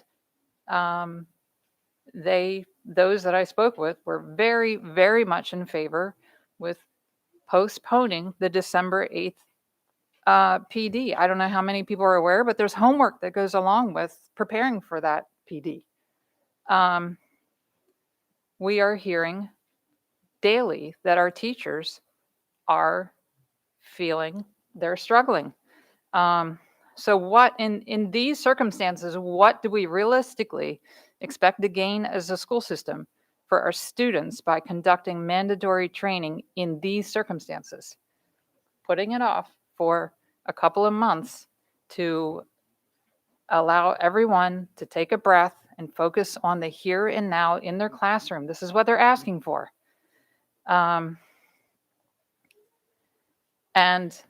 so again, kicking this can down the road means we have at least another 2 weeks of teachers asking, how are you going to help us? And though this is, to me, this is not a complete solution. Adding a few afternoons is not a complete solution to supporting our teachers. This is important now, and that's why I don't know. I don't know how we not move forward with this. So I think I am not going to support the amendment for the reasons I said, because we need to do something now. And then I'm going to offer an amendment if it does not pass. And we'll go from there. Mr. Silkworth? Thank you, President Nello. So my amendment does not impact the December 8th PD whatsoever. My original thought when I saw the December 3rd, knowing that the December 8th was there, was that it's too close. It just makes logical sense to me, and I have talked to many teachers, to move that to January the 21st or the 19th or whatever date is appropriate, because it will help them at the end of semester 1. I think the December 23rd date is a no-brainer. The February 18th date, I just thought about that becoming a late arrival in response to emails. So I'm trying to respond and be responsive to teachers, students, parents. And having said that, I don't know at this point in time, after having heard some of my colleagues, I don't know that I would support a motion to postpone the December 8th. I don't know that I would. At this point, I probably would not. But I do think it is imperative that we do something for our students, for our teachers, for our admin, for our staff, and for our families. And I honestly think that my amendment does, in fact, accomplish what needs to be accomplished to help them. Is it perfect? No. But we're still in the middle of a pandemic. And I guess that's all I have. Let's vote. Okay. And thank you, Mr. Silkworth, for a very persuasive argument. I see no more lights. We're voting on the amendment. Mr. Silkworth's amendment is to amend Dr. Alato's recommendation and move the December 3rd early dismissal to January 21st. December 28th remains. February 18th would become a late arrival. Ms. Frank? Nay. Ms. Amasore? Aye. Dr. Tobin? Nay. Ms. Schalheim? Nay. Ms. Dent? Nay. Mr. Silkworth? Aye. Ms. Ellis? Aye. Motion fails 3-4.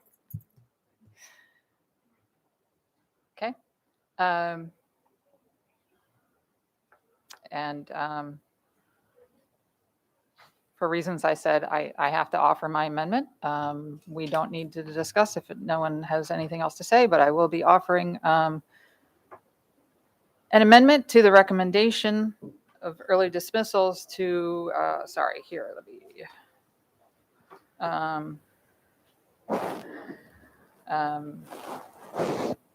I move to amend the current motion so that December 8th becomes an early dismissal day for personal wellness postponing the planned professional development for that day, and that December 23rd and February 18th remain as recommended. Second. Ms. Schalheim? I will not be supporting this for reasons already stated. Thank you. Mr. Stoker, are you on again or? No, okay.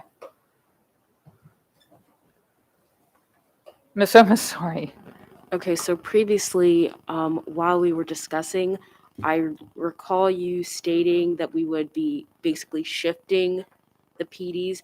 And so while I was looking at the calendar, and this is where I was most concerned, because I think you threw out the month February, but there's already an equity PD in February. That's what I meant. The one that would take place December 8th would take place February. The one that be done February, be done the next one. I forget. So when we that just be having a PD in April because we'd be shifting it a month?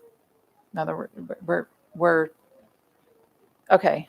I think the word postpone is confusing to people. By postpone, I mean the PD that was to take place on December 8th would take place on the next scheduled PD date. We're shifting everything. It'll move into the next school year. I'm not suggesting we're going to add another PD date. Does that make sense? So instead of having there would be 3 this school year instead of 4. It would be reducing them. Okay, but okay, that doesn't sound like postponing at all. Because aren't we still going to have PDs in the next school year? So will we just have an additional one next school year?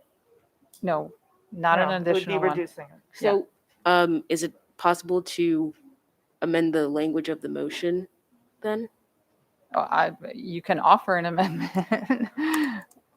Well, now I got to see how you've written it. I mean, honestly, actually, it wouldn't even matter because I know how I'm going to vote. So, okay. Yeah, that's all. Okay. Ms. Dent. I'm really trying to understand the new motion, just so that I can really try to put it in package. Is the motion to forego December the 3rd and move it to December the 8th? Correct. For the personal wellness? Correct. And then we keep December the 23rd and the 18th? Correct. See, I'm trying to understand the portion about February. What was the issue about February? There's no issue. I was just the point I was making is stick with the recommendation with the exception of moving the December 3rd personal wellness afternoon to December 8th and forego that PD until February, the next scheduled PD. And then my last and final question is, once again, the calendar. What is, if we can't do December 3rd, why bother December 8th? Why don't we just find a new date for the 3rd dismissal that Dr. Alato is requesting altogether? Because we're hearing that relief is needed right now. And so this is, based on conversations I've had, a win-win for working families who can't arrange for that December 3rd date, and for teachers who are overwhelmed right now and don't need to be pulled into professional development at this time, not at this time. They need to be able to focus on their students in their classrooms in the here and now. That's what we're hearing every day. So this to me was it was a win for our working families, and it's a win for our teachers right now. And the teachers you are speaking of said that they would rather have the 8th as opposed to a day altogether. Yes. Okay. All right. Thank you. Ms. Frank? Just a reminder that day is already in the calendar as an early dismissal, so that parents would have known a long time ago that they would have to make arrangements for that well in advance. So that's why it would be a little bit more, amenable to the parents and teachers, because it's already in the calendar as a half day for parents, but it would free up the teachers to be able to do what they would need to do. I would just also say, I don't want to amend your amendment, but I still am a little, the February date, if I get any nod of approval of somebody who would like to just pass the first 2 and maybe come back to the last one after we get some input, I would totally No? Okay, Uh, all right, all right. I like the February All one right, because all it right. leads into a holiday weekend. I Okay, don't think it's all going to right, be as all right. I won't disruptive. mess with it. Thank you, guys. Okay. Ms. Howell. Ms. Ellis moved that the December 3rd proposal move to December 8th for personal wellness, postponing the planned professional development for that day, and that December 23rd and February 18th early dismissal days remain for personal wellness as recommended. Ms. Frank? Aye. Ms. Amasore? Nay. Dr. Tobin? Nay. Ms. Schalheim? Nay. Ms. Dent? Nay. Mr. Silkworth? Aye. Ms. Ellis? Aye. 3-4, motion fails. So now we're back to the original. We motion are to back to the acceptance. original. We have a motion on the table to accept the superintendent's recommendation. Let's vote. And we can vote. Sorry. Ms. Frank? Nay. Ms. Amasore? Aye. Dr. Tobin? Aye. Ms. Schalheim? Aye. Ms. Dent? Nay. Mr. Silkworth? Aye. Ms. Ellis?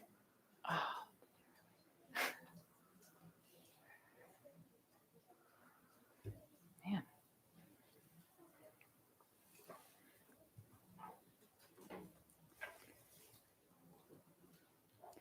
Nay. 4-3, motion fails. I'd like to make a motion. I already have the light on to make a motion. Yeah. Oh, I'm sorry. Ms. Schalheim. I do want to recognize that teachers are, overburdened this year. And I think I came up with a way to alleviate some of that. So at the present moment, May 3rd, 2022 is a day closed for students. It's a professional development day. So I'm going to move that we also close for staff on that day and not have PD on that day. So I move that we're closed for students and staff on May 3rd, 2022. Second.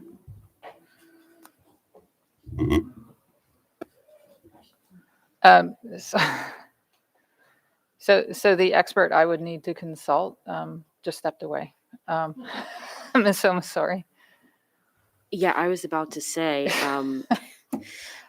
Mr. Mosier might be able to. oh, because I was going to ask what it just says C school sponsored activities. I was going to ask what the professional development is on because I didn't want to get rid of the December 8th because it was an equity PD, but this is another people. I don't know what it is. So do you know what the professional development is for May 3rd? All the other ones just say Project Unity Day. I don't, and for the record, Bob Moser, Chief Communications Officer, I don't know that it's been finalized yet.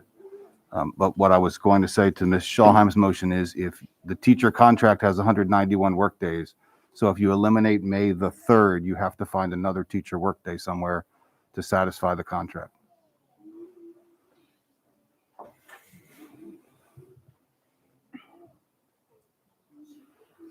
Dr. Alato, there's a motion on the table to convert the, I'm sorry, what's the May 3rd teacher professional development day to a teacher day off.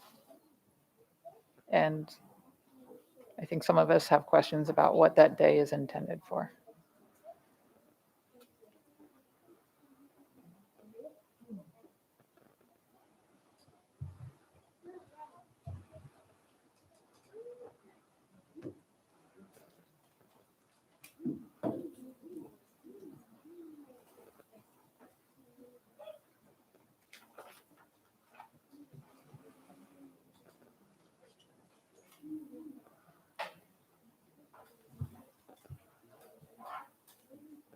And while you're looking, Mr. Mosier suggested that that would take us outside of the contracted number of days that teachers work. So we would have to find another work day. I don't know contractually how that works, but I'm throwing it out there for Dr. Alato to answer to as well.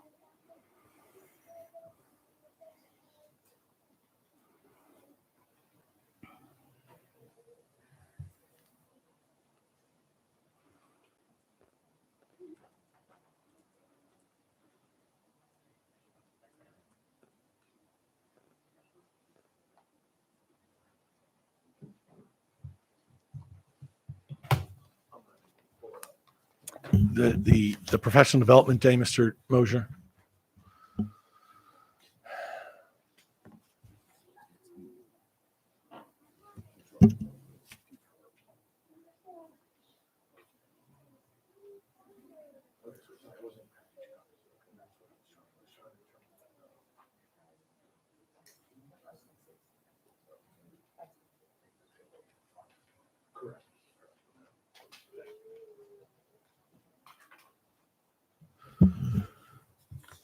So I'm sorry, the question is, May 3rd has been suggested as a day off for teachers, currently planned Correct. as a That was the professional development day. That was the motion that was made. Right, okay. Yeah. And so if that's done, then Mr. Mosier is absolutely right. We have a contractual agreement with the number of days that a teacher's work. That is a work day for teachers, not a closed day for all. It's just not school's closed for students, but not for staff. That's a work day. So we would have to find another day if that motion carries and is passed by the board and we close that day fully, we will have to find another work day for staff We will have to, because it is in the contract based on the number of days. So in terms of, we'll just talk about teachers because that's simple. They are contracted to work 191 days. Right.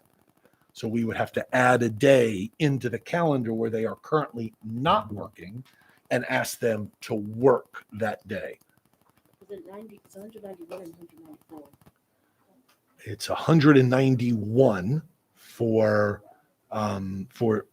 for teachers.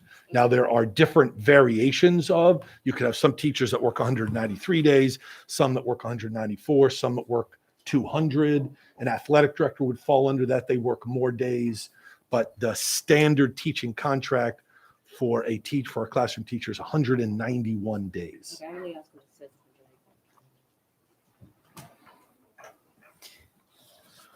Okay, Dr. Tobin, are you done? Is that okay? Okay. So this may be a naive question, but we're the employer. Can we, in light of the many things we have discussed tonight, eliminate a workday? I mean, the contract is, a contract that we've signed. And I just asked that question because, and this may be something we have to have further discussion on, but it does seem to me that that's not it's not a state,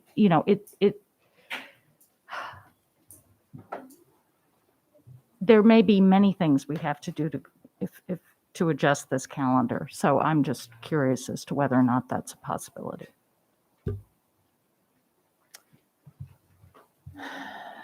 Mr. Wait a minute. Are you answering? Yeah, I know. I mean, is there? Okay. Oh, there is. Could we change a contract? Yes, we would sit down with the bargaining unit and negotiate a different contract. I would suggest, if the board is at all considering closing on this day, this is not something that should be thought about on the fly.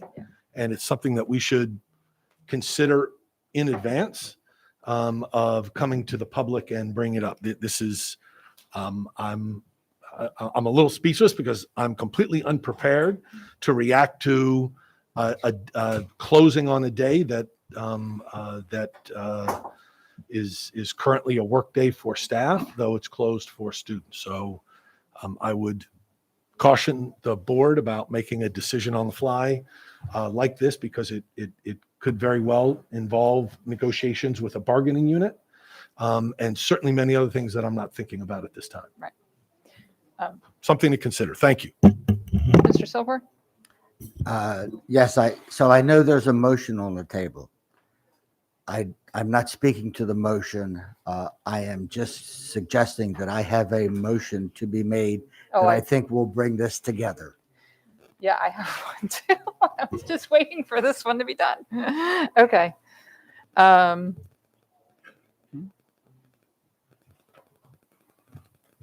Okay. Ms. Schalheim. I I'm just- sorry. Before going to you, I realize I didn't speak, and I want to give you, and I'm simply going to say that I agree with Dr. Alato's recommendation here, and as Ms. Dent was saying earlier, this is something, in other words, the other thing I found to be urgent, this one is not as urgent, so I do prefer to give Dr. Arlato and his staff time to get back to us on this recommendation. Okay. I hear you and I understand. I think it is urgent, and it takes some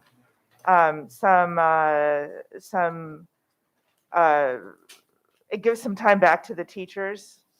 It's also important to our diverse community.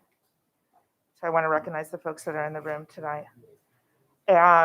It also, I want to remind folks that our calendar is an instructional tool. That tool is also a statement of values, and those values have to align with our mission and our strategic plan. Of all means all. So whether this particular motion passes or fails, I think you will find that we will get this done one way or another, and soon, either this meeting or the next. So I just want to make sure that folks are aware of that it's a statement of values. We need to be inclusive, and this essentially, I hate this phrasing, but two birds. Anyway, so PD gives some mental health back to the teachers, and it very, very much supports our diverse community. Okay. Ms. Howe? Ms. Schalheim moved to allow staff previously scheduled to work be scheduled off on May 3rd, 2022. Ms. Frank?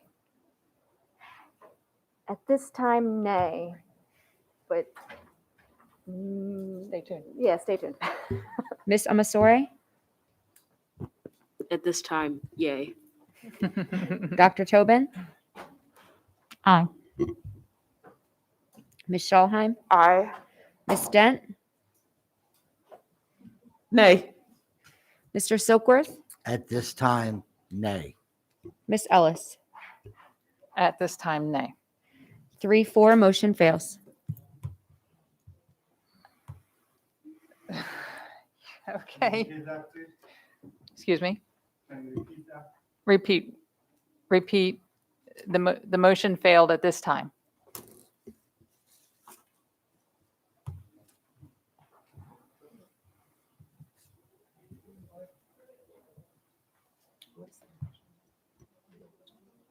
Mr. Silkworth? Thank you, President Ellis. I move that we create an early dismissal day on December 23rd, 2021. Yes. For personal wellness time, and that the Board of Ed convene a collaborative work study group to review additional means to help our teachers and staff. Second.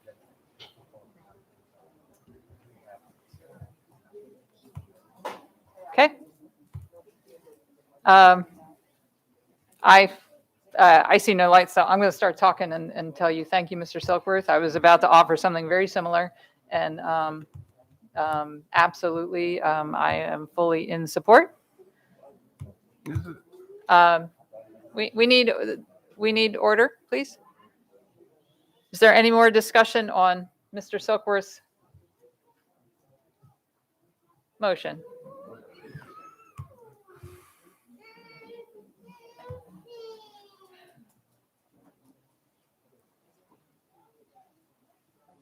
Are we ready to vote on Mr. Silkworth's motion? Okay. Okay. Yes, for the 23rd to be an early dismissal day. Then December 23rd. Just the 23rd. Yeah, at this time.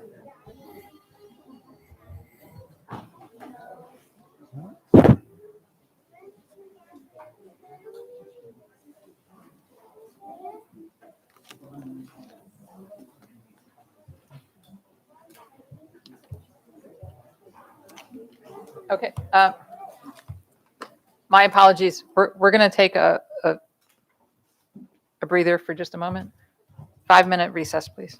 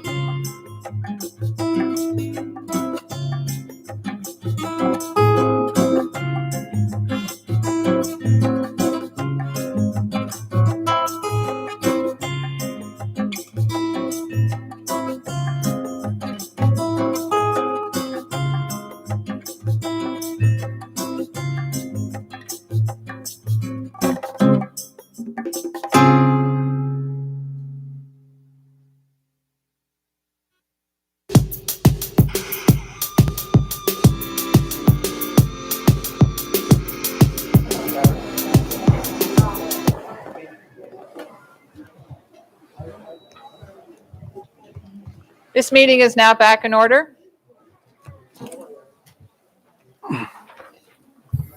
And I apologize. Sometimes when we try to get creative, when we're trying to work together to get things done,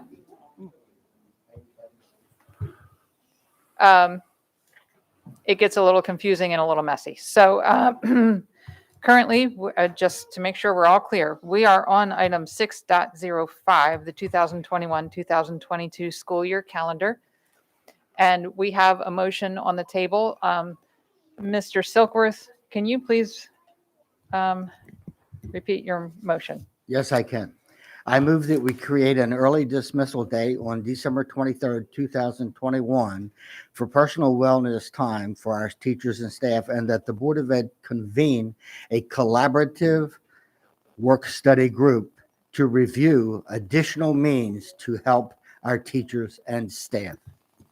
And that was seconded by Ms. Frank. Ms. Schalheim. It's upsetting that this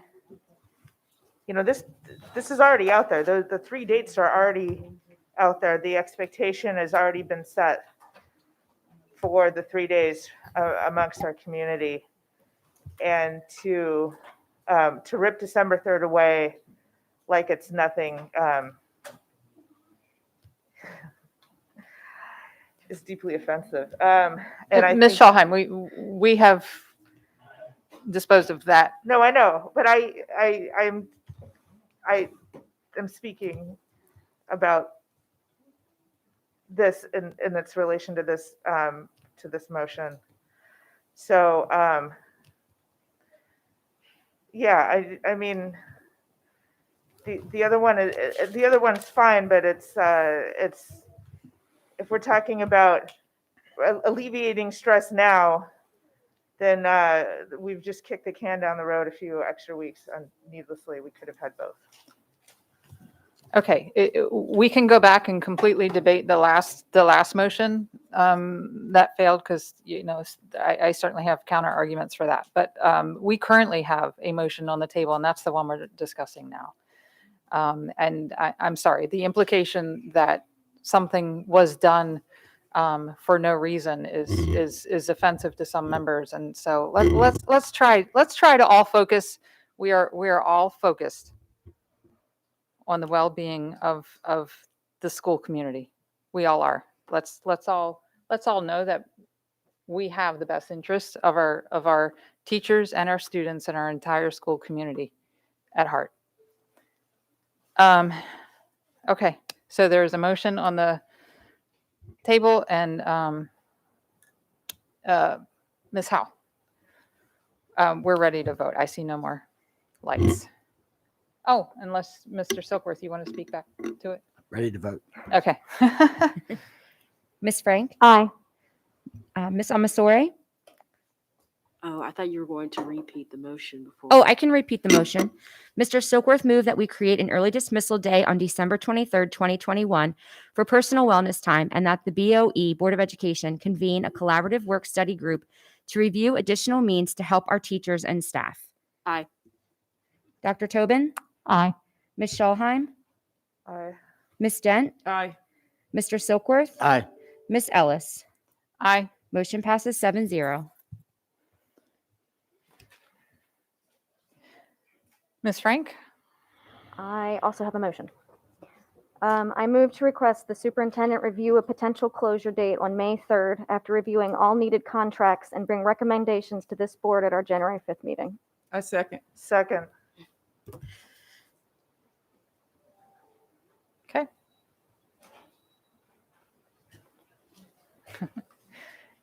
I see no lights. Is there no discussion on that? Okay. Think we can vote? I'm sorry, I don't have the motion in front of me to repeat. I did not set your, I just made it That's up okay. as we Is everybody talked. comfortable voting based on Do the you want me to motion? read it again? Yes, please. I move to request that the superintendent review a potential closure date on May 3rd after reviewing all needed contracts and bring recommendations to this board at our January 5th meeting. Could I ask for clarification? sure. Just so you say school closure, we're talking about a system-wide closure. I don't want to put words in your mouth. That's my understanding because school is closed for instruction for students. Staff is coming to work across the system. I just want to make sure that we're clear on that. Potential. Everyone. Okay, right. I know we're not voting on that, but I want to make sure that I am reviewing this appropriately with my staff. So, but your intention is a system-wide closure. Yes. Students are already not in school, and this would be we'd close the system. Yes. And, Got it. Thank you so much. With the ramifications would be Thank there. Okay. Ms. Howe. Ms. Frank? Aye. Ms. Omasore? Aye. Dr. Tobin? Aye. Ms. Scholheim? Aye. Ms. Dent? Aye. Mr. Silkworth? Aye. Ms. Ellis? Aye. Motion passes 7-0. And this is how we get it done. We work together. Okay, thank you. I see no more.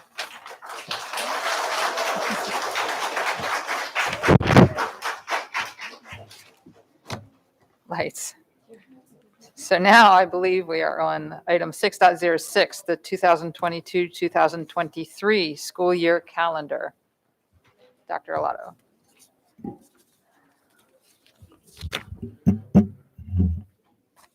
Thank you, Madam President, members of the board.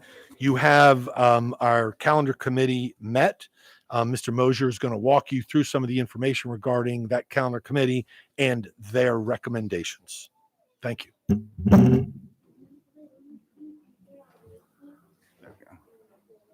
Good evening again. For the record, Bob Mosier, Chief Communications Officer. Here to present the 2022-2023 school year calendar, the calendar committee's recommendations. Just very quickly, the calendar committee, there are 24 people invited to take part in the calendar committee. So 14 of those are represented by staff, parent, and student groups that you see there, and the other 10 are represented from AACPS offices. So the committee met on the 8th of November, and this was their starting point, was the board-approved 21-22 school year calendar. I will confess to you at the outset that this was the starting point because I did not correctly remember your January 2021 motion about the start of the school year. But nonetheless, this is where we started. And we added we first considered any required additions to the calendar. And so for this year, it is, or for next year, it is just closing on Election Day, November the 8th. So here is the motion that you all passed in 2021. If Labor Day is on the 5th or later, the school year begins the preceding Monday. And if it's on the 4th or before, it begins the day after Labor Day. So quite a substantive discussion. The committee organically got to Monday, August 29th. Again, they didn't have the benefit of that motion in front of them. But here are the decisions they made. They moved the start of the school year, recommended that to the 29th. Eid al-Fitr falls on a Saturday next year, so it is not reflected in the current calendar except in the religious observances section. And as it recommended for your current year calendar, it designated Juneteenth as a day that schools and offices will be closed. So after quite a bit of discussion generated around the setup for parent-teacher conferences in the current year, the committee decided to bring you two calendar proposals. They are virtually identical, and I'll go through that in just a second. But there was substantive discussion about the 5 partial day conferences as opposed to the full day conferences. A lot of talk from elementary school affiliated folks about the lack of time for elementary school parents to access parent-teacher conferences. And so ultimately, there was some conversation about a survey about the effectiveness of conferences, but the committee came off of that because the majority of those conferences haven't happened yet, right? So 4 of the 5 days have not yet occurred. So version A of your calendar has 2 full conference days on the Monday and Tuesday before Thanksgiving, and version B has the 5 partial days that are in the calendar this year. So here's how that breaks down. School starts on the same day, so it ends 2 days later in version A because of those two full days of conferences. So the number of partial days go from 17, which we currently have this year and would have in version B, to 15. teachers would begin their work year 2 days later in version A than they would in version B. So this is what's common to both calendars, the 4 Project Unity days that have been discussed tonight, the 8 early dismissal days at the end of 2 at the end of each marking period, and schools closed for Rosh Hashanah, Yom Kippur, and Election Day, as I mentioned. Both calendars maintain a week-long Easter spring break, a 3-day Thanksgiving break, and as I mentioned, Juneteenth is closed. So this is just a visual description of what I just went through with the key parts of the calendar that are different in each version. So it's the start of the school year, the end of the school year, and the makeup of the conferences in November. And with that, I will attempt to answer any questions that you have. Ms. Schalheim? I want to thank Mr. Mosier and the entire calendar committee for their hard work on this. It's like Tetris. It's lots of moving parts, and it can be messy, but this is what true collaboration looks like. I don't have an opinion either way on either one right now. I'm looking forward to hearing from the community, and I will almost certainly have an amendment or two at the next meeting, but not on the start or the stop or whatever. I just thank you for your work. And thank you, Mrs. Schalheim. And I would like to also thank the committee. It was a wonderful group of insightful folks, from the most experienced educator on the committee down to our 2 crash students who were just brilliant. Thank you. Fantastic. Thank you so much. Ms. Corkadell? Thank you, President Ellis. I'd like to first recognize a few folks in the room who've been waiting very patiently. And every year they work collaboratively with our school district to ensure the community needs. And so I just want to recognize them and thank them for attending. President Ellis, I do have a motion, not specific to this calendar, but regarding our calendars moving forward, including our discussions of the calendar that we will be entertaining as an action item in the upcoming meeting when it's appropriate and after others have asked their questions. Dr. Tobin? Yes, thank you to Mr. Mosier and the committee. Thank you to all the members of the community who have attended this evening. I obviously this is my first time going through this. Could you say a little more about what you referred to with regard to the elementary school folks' concerns around parent-teacher conference? Sure. So the way the conferences break down this year, you have 3 2-hour early dismissals, which to my understanding allows for essentially 3 hours of conference time in the afternoon, and 2 2-hour late arrivals, which allows for a little bit less than 2 hours. But parents with elementary school children, and we had an elementary principal on the panel and some former elementary principals, and they talked about the difficulty that teachers are having squeezing everyone in, to be quite frank about it. And so they're trying to find ways to do it, but one person remarked, we'll find a way to do it, but teachers will do it at other points in the time, which of course speaks to some other issues that you've already talked about tonight. Right. So if I'm following, then the 2 full days are a nod response to that. Absolutely. Okay. And so a number of years ago, we had 2 full days of parent-teacher conferences before Thanksgiving. They, in fact, were the only 2 in the school year. I remember. And we yeah. began to build extra in to have them at key points in the year. The one in October, for example, is highly favored by the students and some of the middle school and high school folks on the panel, because it's still in the first marking period, Right. and you can help to correct students Catch if they're on the any wrong path. issues. Right. Okay. So this Thank- is yeah. that's a mixture of both. Okay, great. Excellent. Thank you so Mhm. much.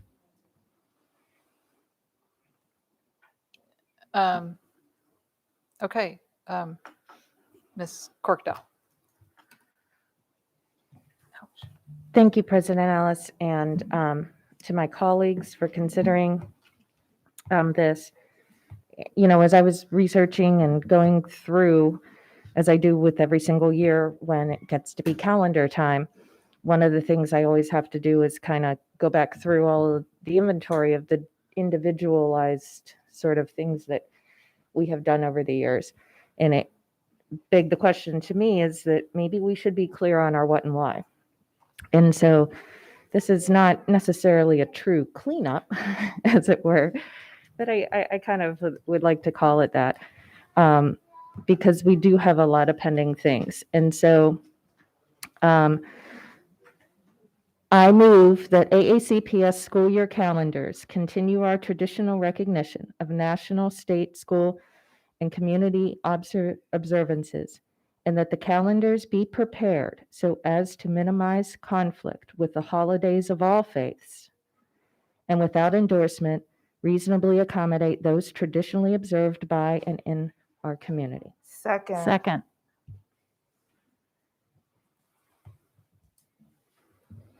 Okay. Thank you. And thank all of you. I presume the stand is of support. Thank you. I was just giving a moment in case people have, everyone, I see no discussion. I will just say in closing, thank you all very much, and I look forward to us debating the individualized dates on the calendar at our next meeting, like we traditionally do, and have that spirited discussion alongside with our amendments and work with my colleagues to come up with the best calendar and sort of digest what our folks think about it and come up with the appropriate final version. And hopefully we won't have to go back in a bunch of times this year thereafter. But thank you all very much.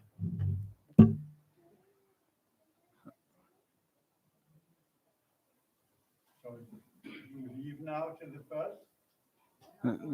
Stop. We're about ready to vote, sir. Yes. Mhm. Ms. Frank? Aye. Ms. Corkadell? Aye. Ms. Omasori? Aye. Dr. Tobin? Aye. Ms. Schalheim? Aye. Ms. Dent? Aye. Mr. Silkworth? Aye. Ms. Ellis? Motion passes 8-0.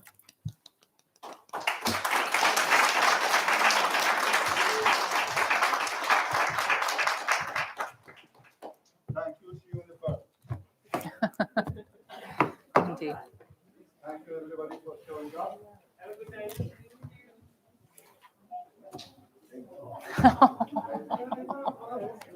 Oh my God.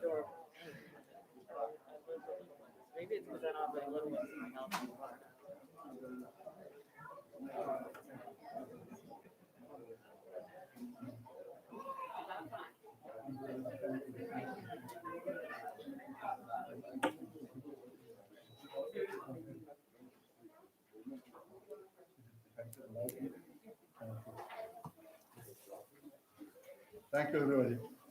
Good night. Good night. Say hello to our lovely gentlemen, please. No, I will not. Do this larger line. Okay. And my apologies because of my time away. Are we at item, oh, I thought that was next. That was my question. We were waiting for you. You sure did move fast. All right, item 7.01. Monthly financial status report and fiscal year 22 revenue and expenditure projections. Is anyone, Dr. Alato? Sorry. Thank you, President, members of the board. You have the information in front of you. We're glad to take any questions that you might have. Anyone have anything? See nothing. So now, item 3.06. The Superintendent's Report, School Operations, Dr. Alato. Thank you, Madam President, members of the board. Several things to share with you in terms of updates. Currently, we have 182 active student cases of COVID and 15 active staff cases. There are 1,324 students either isolated or quarantined at this time, and 21 staff members. As you know, we have instituted a new contact tracing and quarantining guidelines in our high schools that have been approved by our Department of Health. Students that would have been identified as a close contact and would have had to quarantine previously may now remain in school as long as they were properly wearing a mask at the time of possible exposure and are asymptomatic for COVID. Our Department of Health will watch the high school data carefully, and it is our intention to extend these new protocols to our middle schools and then our elementary schools over the course of the next several weeks. Because there appear to be some confusion and uncertainty about possible student exposure as a result of the school-wide notifications regarding letters posted to the AECPS website when there is a positive case in a school building, we will discontinue sending those school-wide notifications. Moving forward, only the families of those students considered a close contact of a positive case will be directly contacted. The COVID dashboard, however, will continue to be updated daily should parents or others want to see the data specific to their child's school.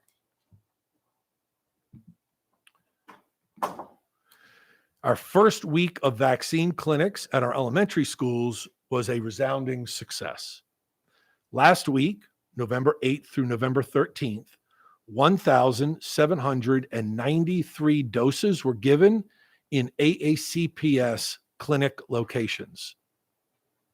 This week, the current week we're in, November 15th to the 20th, it is projected that our Department of Health will administer 1,800 vaccines, roughly 150 doses per clinic. As of November 15th, the Department of Health shared with us that they have administered 3,700 vaccines to students in Anne Arundel County between the ages of 11 and 5 years old at both AACPS sites and health department sites across the county. As you are aware, we are instituting a required vaccination or testing program for all our employees. As of yesterday, I just lost it. As of yesterday, 99% of the staff have responded to the online attestation as to their vaccination status. Of those that have responded, 91% have declared that they are vaccinated. 8% have either declared that they are not vaccinated or have chosen not to share their vaccination status with us. Less than 1% have not responded at all. Likewise, we have instituted a program to help keep our student athletes safe and competing throughout the winter season. Student athletes will need to attest as to their vaccination status or test weekly as an added layer of mitigation. I'll ask Mrs. Jackson now to share some of the information regarding our implementation of the student athlete vaccination or testing program. Ms. Jackson. Thank you. Good evening, President Ellis, Vice President Schalheim, members of the board, and Dr. Alato. For the record, I am Monique Jackson, Deputy Superintendent for Student and School Support.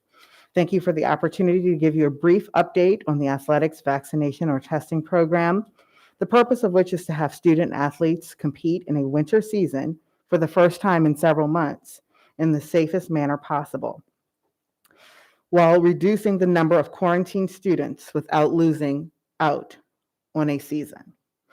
First, per the board request, an advisory group was set up to include parents, students, coaches, athletic directors, and administrators from all high schools. Our first meeting was earlier this month, and we will continue to meet at least monthly throughout the year. Through the lens of equity and the decision-making model, suggestions from the group guide the expectations, communication, and review of the process. For your situational awareness, I will give an overview of the timeline. Since the announcement, our team continues to research surrounding counties and have met with some of our colleagues from other LEAs. In the month of November, administrators, athletic directors, coaches have been given professional development on this topic. Earlier this week, systemic communication went out to high school families outlining the program. Additionally, this week, intentionally, after tryouts and the formation of teams, athletes will complete the attestation form similar to those of our county employees. The form mirrors, as I've stated, the form mirrors that of our AACPS employees, where the parent will select vaccinated, unvaccinated, or choose not to disclose. This will guide the work of scheduling our athletes for testing. Schedules are not finalized as of this date, and the schedule and times will be based on the number of athletes per location. The vendor will give the school a date and a time for the athletic testing, and we will work with the athlete who is unable to test on a particular week due to an unforeseen circumstance, such as an illness. Thank you again for the opportunity to update you, and I will continue to ask for your grace and patience. Thank you, Mrs. Jackson. As many of you are aware, the job fair with the Anne Arundel County Workforce Development Corporation was last night at Severna Park High School. This joint initiative with County Workforce Development, AACPS Office of Human Resources, County Recreation and Parks, and the Department of Health was very successful. We had over 400 individuals pre-register for the job fair and 177 walk-ins with a line out the door. There were wonderful interactions between our team members and those seeking positions, including many of our bus contractors. We are very appreciative of our partners working so closely with us on this important endeavor, and the conversations have already begun to replicate this job fair into the future. I'd also just a special thank you to our team in HR and Mr. Shaknovich for their leadership in this important endeavor. Thank you. As you know, our transportation issues continue. We work each day to solve this complex problem. During the month of September, 13 drivers were hired and certified. In October, that number was 16. 16, 1-6. If it were 60, I would have retired. In October, that number was 16 drivers hired, certified. Thus far into November, 4 have been hired and certified, with 3 others testing at the MVA this month. There are currently 23 in the training pipeline. This does not include the folks that came to the job fair last night, but 23 in the training pipeline at various stages in the process between us and the contractors that are not yet eligible for testing at the MVA.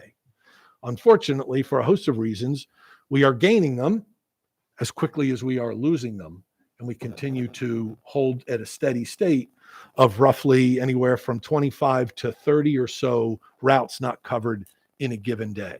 The good news is we are beginning to attract drivers, getting them through the process, and having the MVA having their Saturday hours for testing open has been very, very helpful, and we and our contractors have taken full advantage of that. Several members of the board asked during our last meeting for information regarding our water testing program. Now that schools are open, our testing program has been restarted in earnest. Our contractor is moving through the established schedule without any delays. The results are posted on our website at www.aacps.org/ all one word, water test results. Those are updated each week, as the contractor completes those by school. You can click on the school as listed and see which of the outlets have been deemed appropriate or not, and then what the remedy is for each of those water outlets.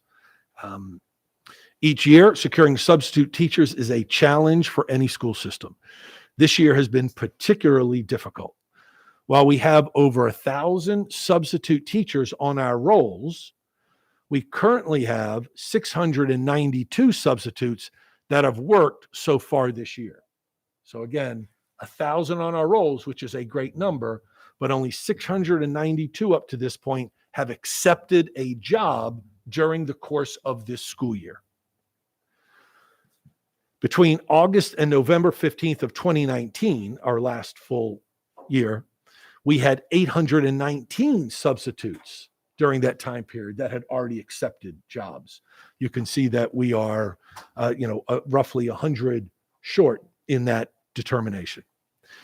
Our current fill rate is considerably lower this year than the 2018-2019, our last full in-person school year, and the 2019-2020 school year.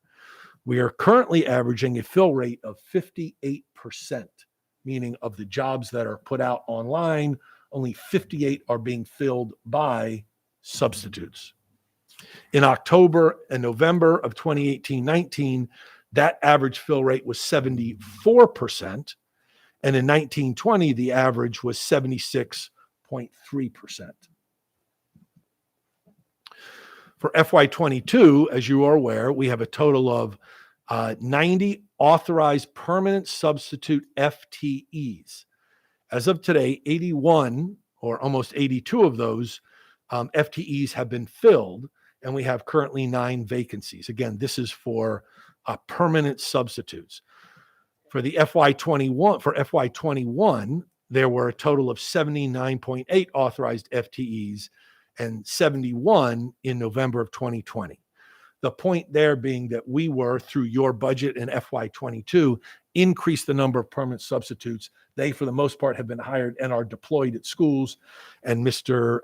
Silkworth will attest to their importance in a school building, have those permanent subs there every day on a daily basis, regardless of what the absentee rate is at that school. Absolutely. So we will hope to continue that program and look for and hire more permanent substitutes into the future. Given the challenges of reopening amidst the pandemic and having had to operate in the virtual and hybrid environments during the previous 2 school years, we are, as you are, delighted to have students return to our schools. Our students and staff are amazing and wonderfully resilient, and we are thrilled that our students have returned to full in-person learning. With that, Madam President, I turn it to you. Thank you. Thank you, Dr. Alato. Ms. Schalheim. Yes. Thank you. Lots of facts and figures to keep straight. I will no doubt be watching this part back to tomorrow to make sure I got it all. I want to speak specifically to I know what's likely coming before us, and that's talk of the student vaccine or test program. Has MPSSAA weighed in on this at all? And what, I know we've talked with our surrounding LEAs. Are we aligned with them on this? Are they doing something similar? Are there, if you can help me understand the landscape a little bit more, I would be grateful. Yes, thank you, Ms. Schalheim, for the question. So no, MPSSAA has not weighed in on this. They've made no they've made no requirement or determination on this. They're leaving it to the local jurisdictions to make a decision about vax or test or not at all. Regarding our colleagues around the state, I am aware of only 2 school systems that are not do not have a vaccination or testing program in some form or fashion in place. I'm only aware of 2. Are they smaller? They are much smaller. Okay. But there are even smaller districts than that are. So Got it. all the large districts plus a number, all the districts on the Eastern Shore in their athletic collaborative have agreed to do a vaccination or testing program in some way, shape, or form. I can't explain exactly what all of their the intricacies of their program are, but they're all in essence similar to ours. There are some districts that are that it is not a choice; it is vaccination or not play. They are not giving the option of testing. There are some districts that have offered that are going through that. And we just went through the fall season without, and forgive me if the fall season is still going on. I just have a fifth grader, and so the whole calendar is sort of irrelevant in my personal non-board serving role. So I should say the fall, the sports that have already occurred prior to this going into effect, how often were teams negatively affected by quarantines and illness? I guess I just want to understand. I know the goal of this is so that the kids can play more often, be benched less often. So I want to understand like what already transpired, if that makes sense. It's in my head, it makes sense. I don't know if it came out. Yes, Tortured I have would be the word I would use. I believe I understand what you're asking. So, yes, the fall season is still going on. Okay, sorry. Yeah. Let me take that opportunity Yes. to let you know that we have teams that are still competing. Arundel, Broadneck, Chesapeake, and Old Mill High Schools are all still competing in the state quarterfinals for football. Arundel High School will be playing in the volleyball 4A championship tomorrow night. I'm looking forward to that win. Thank you. And Broadneck High School girls soccer will be competing Saturday night in the state championships. Wow. Let me also take that the opportunity Dang, folks. before I get to answering your rad. question that through the fall, we've had 7 state championships won so far by our amazing students. Arundel High School cheerleading won the state championship, as did Arundel High School field hockey. Glen Burnie High School cheerleading won their first state championship in the last 22 years. North County High School won unified tennis, as did Severna Park High School winning unified tennis. Severna Park High School boys cross country won the states, and Severna Park High School field hockey won the 4A. Dang, District 5. That is their 25th state championship for that program. Did I get that right? Yeah. Okay, just checking. Yeah. Just checking. And North County football played 2 playoff games in the football playoffs. And just to put it out there, Luke Coffin from Annapolis High School won the boys 4A cross country championship. Wow. So with that, thank you for the opportunity. Yeah. We had teams that throughout the fall season lost students to quarantining. We did have to quarantine some full teams early in the season. Is that right, Mr. Mosier? Mr. Mosier was dealing with this on a day-to-day basis. So there were several teams that, because of outbreaks, had to shut the entire team down for a 14-day period while, and then they were able to start back up. But I believe I believe all the teams were able to finish their seasons. Is that accurate? All the teams were able to finish their seasons. All right, they were in preseason. They were preseason. Okay, very good. So, so I hope that between those counties and what they're doing and the impact on the fall student athletes. That is incredibly helpful, and congratulations to all of our wonderful athletes. I do see, despite how I'm just gonna put my foot deeper into my mouth, I guess, but I do see the wonderfulness that comes out in the press releases. But it's been a day, Anyway, you all are amazing. Thank you for answering my question. I have no further questions. I've already been too wordy as it is. Dr. Tobin.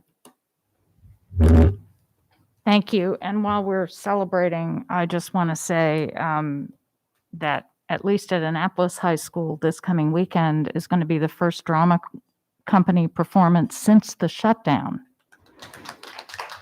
And I'm sure similar things are going on at the other high schools. And I just want to say, while sports has continued in some fashion, things like theater have not. So many of our students are just thrilled to finally be on stage. And so just come out and see Radium Girls this weekend at Annapolis High. But other than that,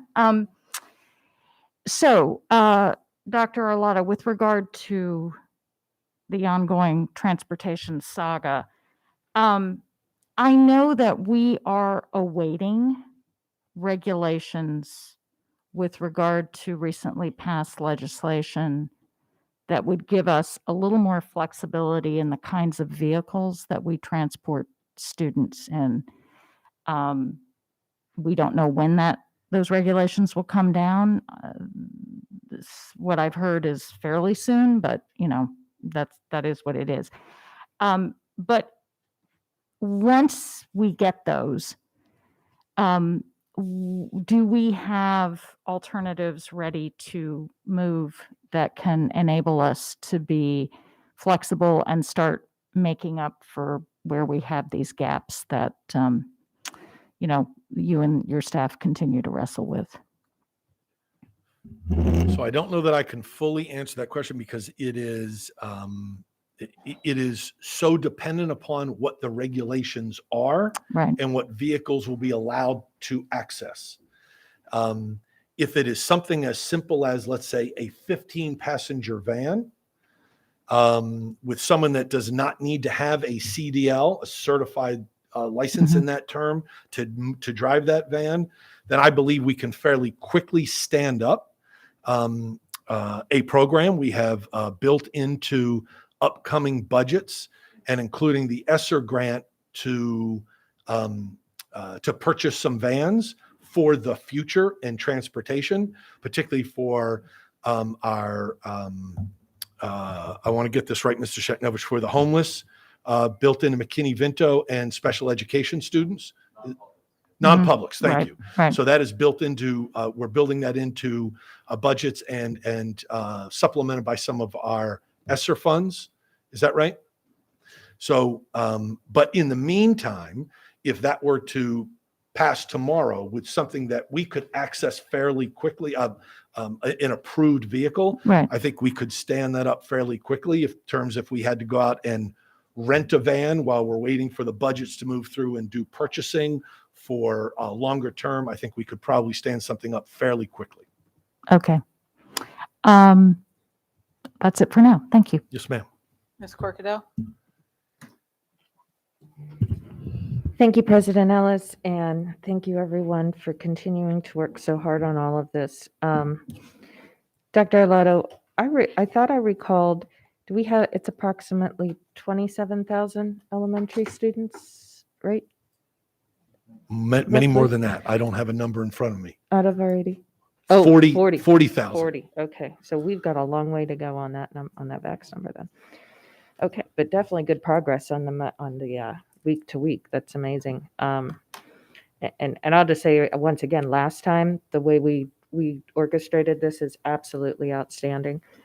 I wanted to address a couple things, and one has to do with the volunteers in our schools, and hearing from our teachers, and mental health days aside and all of that that's already been hashed out.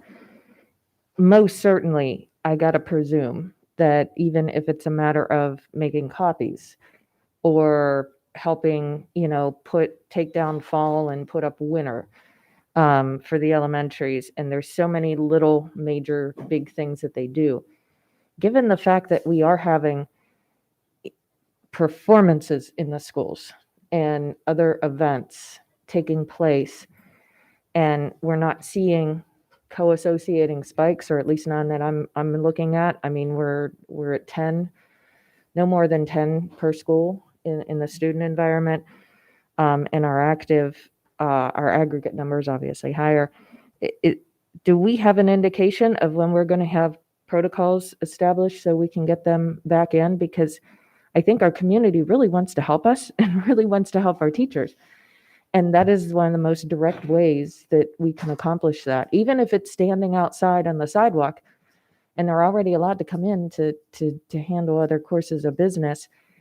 That safety factor of our walkers and our buses and our carpoolers coming in, I'm just sort of wondering when all that can happen. Yes, ma'am. Thank you. So it's happening now. So we made a conscious decision that I shared with this board back in August that we were going to limit access to buildings from outsiders. We were going to create as much of cohorts as we could, and safe pods, because our goal was to open schools and keep them open. And we said we targeted getting through the first marking period in as safe a manner as possible, and then we would begin to open it up to more visitors, in particular to volunteers. And so that work is under Mrs. Jackson's leadership. That work has already begun, meeting with the principals and allowing more volunteers into the schools. Our target was the beginning of the second marking period, which we have now gotten to. Could we get a little more detail, like when? So, like, I mean, we get reached out to. I know at least one or two of my colleagues, in addition to me. And what type of what are we bringing in when? Like, just to kind of get a feel. I don't want to dig into the hows, or this is not like a prep for emotion thing, but I am kind of curious as to, you know, so the parents and the people who have been gnawing at the bit to get back and help out, you know, what can they expect to see in communication too, if you could include that? Yeah, I would ask them as direct those folks to the principals of their schools' buildings, and they'll work directly with their principal. The principal will tell them exactly what their needs are and how they can best access the building. So I'll ask them to work directly with the school principal. I'll ask you to point them in the direction of the school principal. And so, which are we bringing in certain types of volunteers at first, or I didn't hear the answer to that. No, because it's so very different at different schools. What folks volunteer to do, how often. It's also very different from school to school. That's why I say I'll leave it to the principals. We've now told the principals they can begin to open up and invite people back in to doing volunteer work in the schools. And so it's really on a school by school basis. So we're not in a limitation. That's where I was getting at. I was presuming that we were going to stage it somehow quantitatively or qualitatively, whether we are not. I'm going to leave that to the principals based on their need and what the volunteers want to do in the buildings.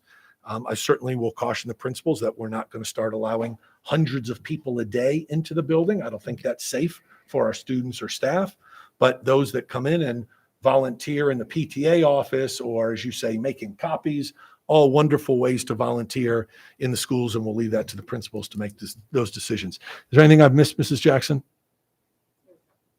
So things like helping out with the carpool lines, for example, you know, and the buses and stuff, that's something that we can, that if someone wants to help out with, for example. If that's a need that the schools have. Yeah. Because I just think about when I'm hearing the feedback from our teachers and our staff, that's one of the biggest challenges. And that's also one of those big safety concerns of parents, if they don't see the person out there. And with our buses being, you know, and our carpool lines extending, it seemed to me like that was like that first priority kind of, and getting some of those folks to support our teachers. So that's all really good news. I did have two questions as a follow-up.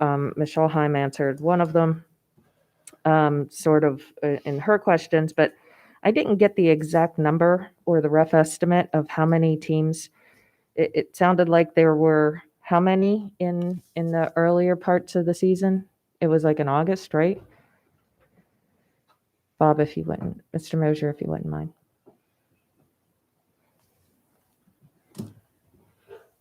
Ms. Corkadell, you're talking about the athletic teams? Yes, sir. Yes. I would say a handful. Okay. But right in the early parts, as student athletes came back from summer into the early parts of training camp preseason. And so we had our sports running kind of, in different ways last year, clearly. Did we see an increase, a decrease from the we weren't vaccinated yet to the vaccinated 4 months later? I don't have that data right in front of me. I don't know that we saw an increase or decrease because remember the standards were different, right? And so Gotcha. as the vaccinations came in, then more and more student athletes who were vaccinated could keep playing. And I have to tell you, while I have the opportunity, that our coaches and ADs were unbelievable, just absolutely, and principals, all of them, just did a magnificent job of, you have to coach differently than you did before, right? You have to keep kids apart and all that kind of stuff, and they were great.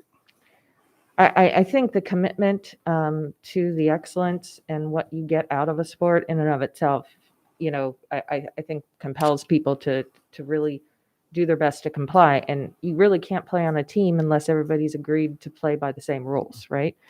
Otherwise, I think we're fortunate we had outdoor sports. I guess, although we're all Fortunately, human, we and were that's why outdoors, we have so. penalty boxes. Right. But could you?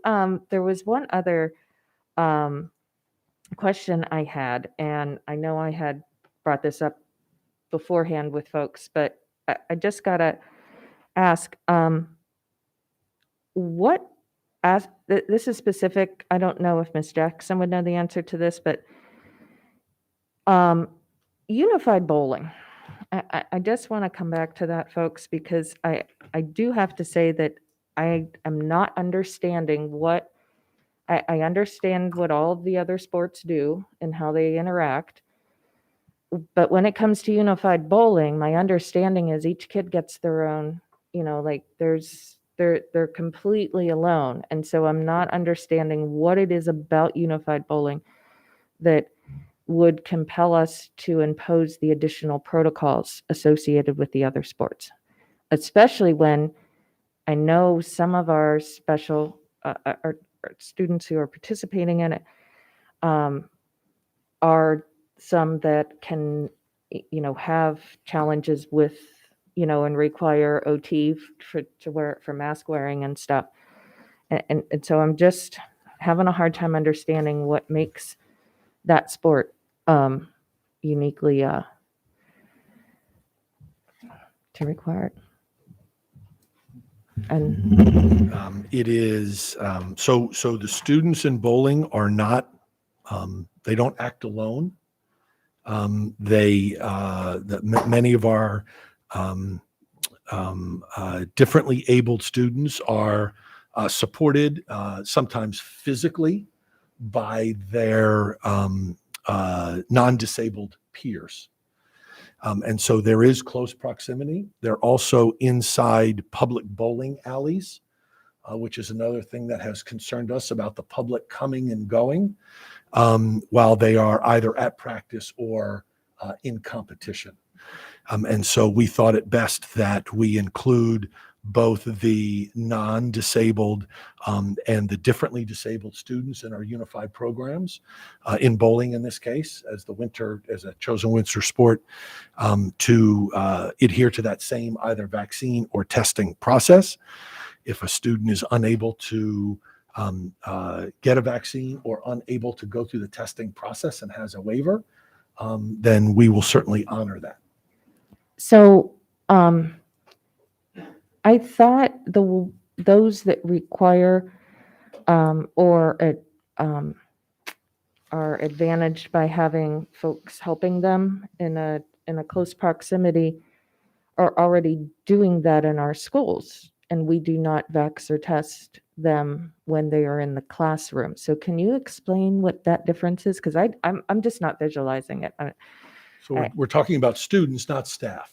So Correct. staff are in close proximity to those differently disabled students during the school day in their classrooms, not their peers that are working with them now in necessarily in the unified sport.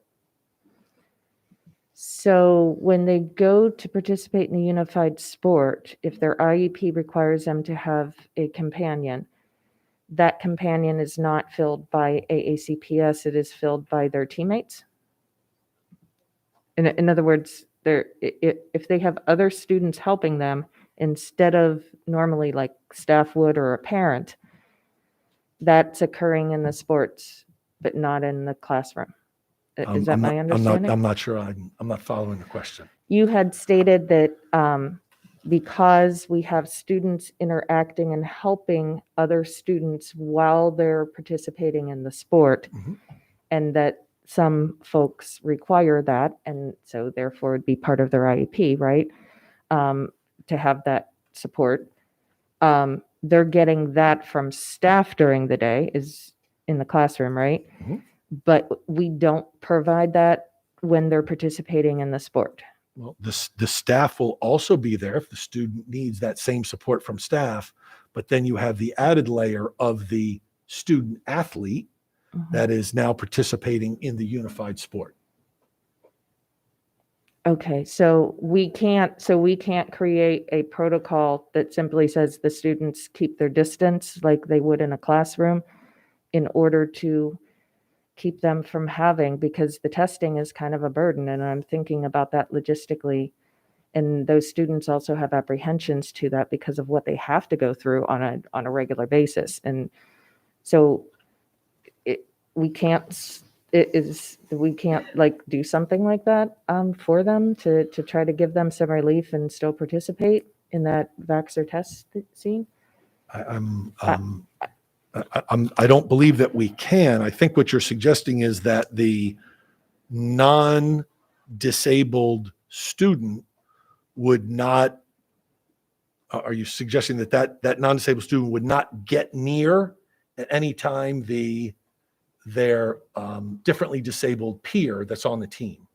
I think they would do that the same way that they would do in the classroom and in the cafeteria and in all the other things that they would be participating with, just like their students would. In other words, I guess that's fine. I just honestly, I just don't see the difference. Personally, I guess at the end of the day, I don't want to take up too much time, but. Ms. Corkadell, can I come back to you, some other? Yeah, that was actually all I had. I was just double checking. Okay. We covered it. Mr. Silkworth. We covered it. Okay. Thank you, President Ellis.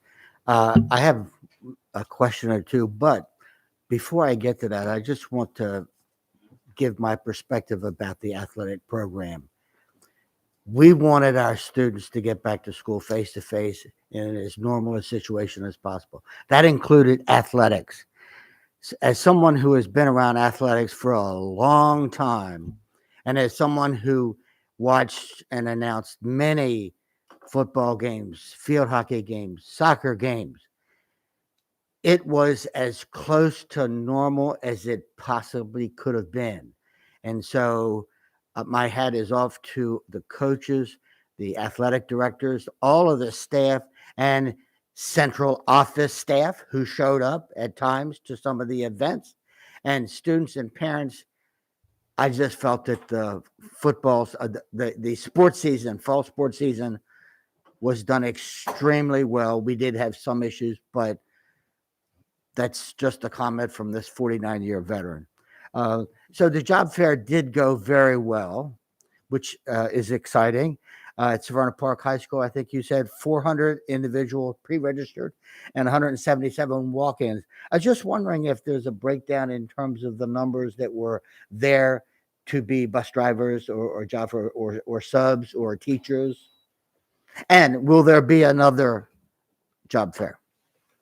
So yes, there'll be another job fair. As I said in my remarks, we are there's already discussions among our partners because of the success that we're going to continue to build this into the future. So I think that's great. There's already some talk about doing something like this in 2022.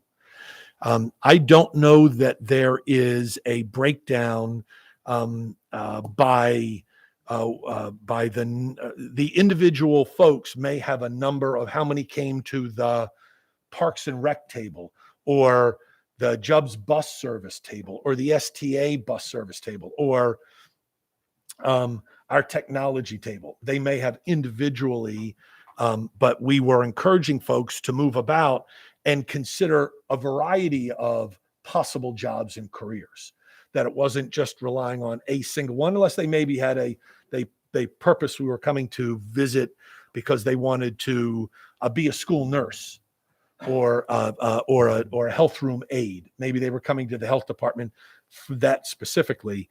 But we were encouraging folks as they were registering and coming into the day to move about and talk to different folks about different job possibilities. Thank you. Ms. Frank?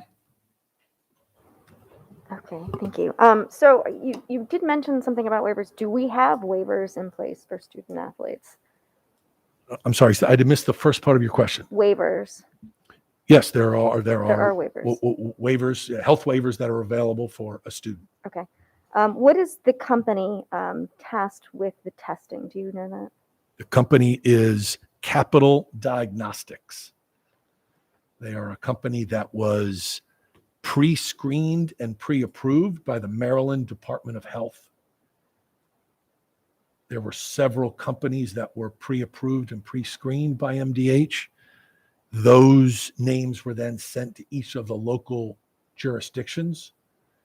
We worked with Dr. Kalyanarana and his team to review and interview the various groups, and Capital Diagnostics was chosen by our joint team.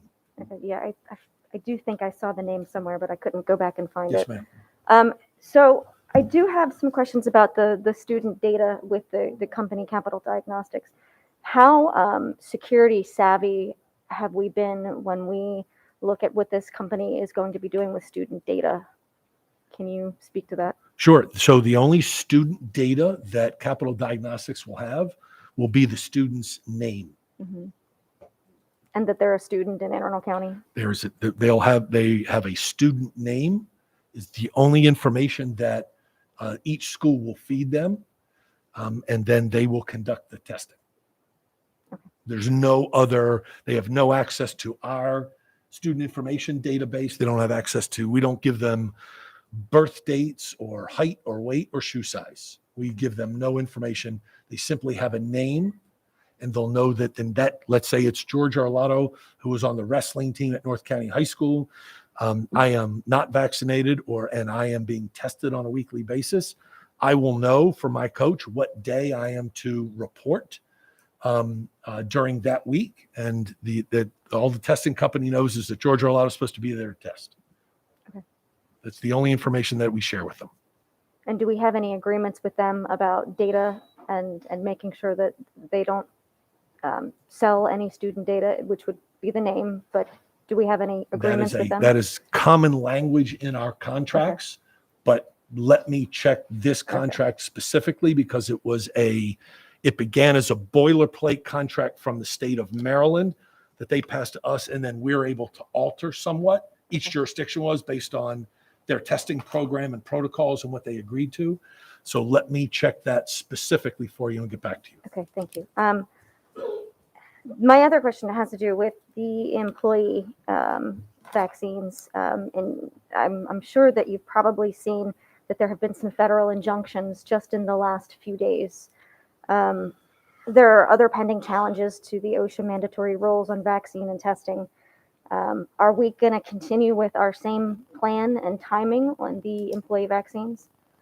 Or Yes, we are. you're not going to wait and see what the court rules before proceeding? We are. Right now, we are not. No, we're not. Have you received a legal opinion on that? I have not received a legal opinion on whatever court cases you're referencing. No. Okay. Yeah, I just want to bring it up that on November 12th, I'm on OSHA's website, that the Court of Appeals for the Fifth Circuit granted a motion to stay OSHA's COVID-19 vaccination and testing emergency temporary standard. And OSHA ordered that they take no steps to implement or enforce the ETS until further court order, because there are some concerns about litigation.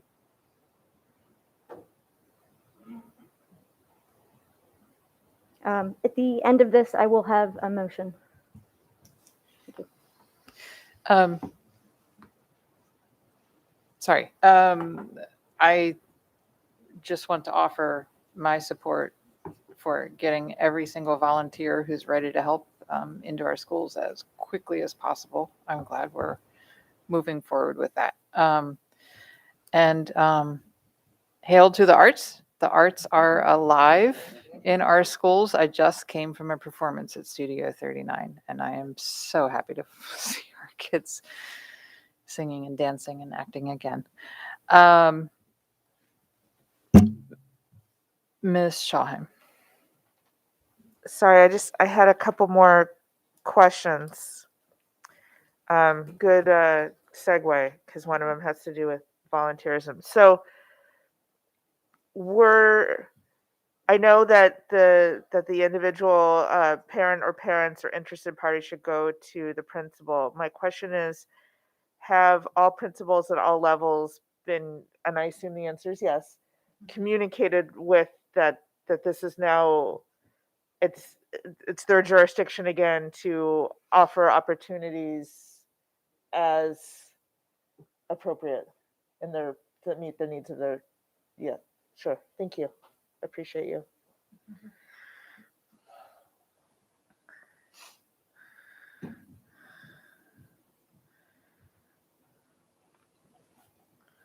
Good evening. Again, for the record, Monique Jackson, Deputy Superintendent, Student and School Support. So I'm going to be as clear as possible about this.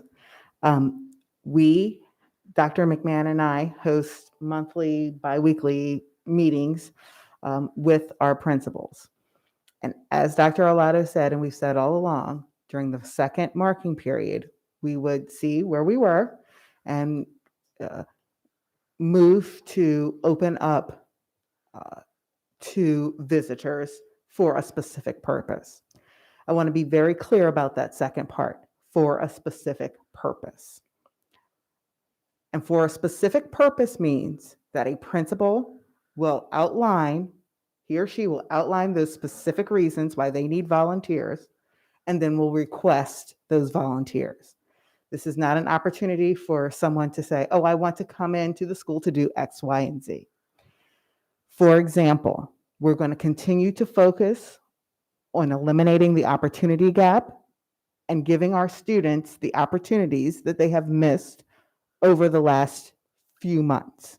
So for example, that may look like a principal will say, well, we've re-welcomed the STAIR program, for example, back into the school, or Girls on the Run, for example. Or they may say, I need a specific set of volunteers to help do X, Y, or Z in the classrooms with the teachers. Or I may need a volunteer to read with a group of struggling readers. So it is very purposeful and it aligns with our strategic plan, eliminating the opportunity gap, and the school improvement plans at the school level.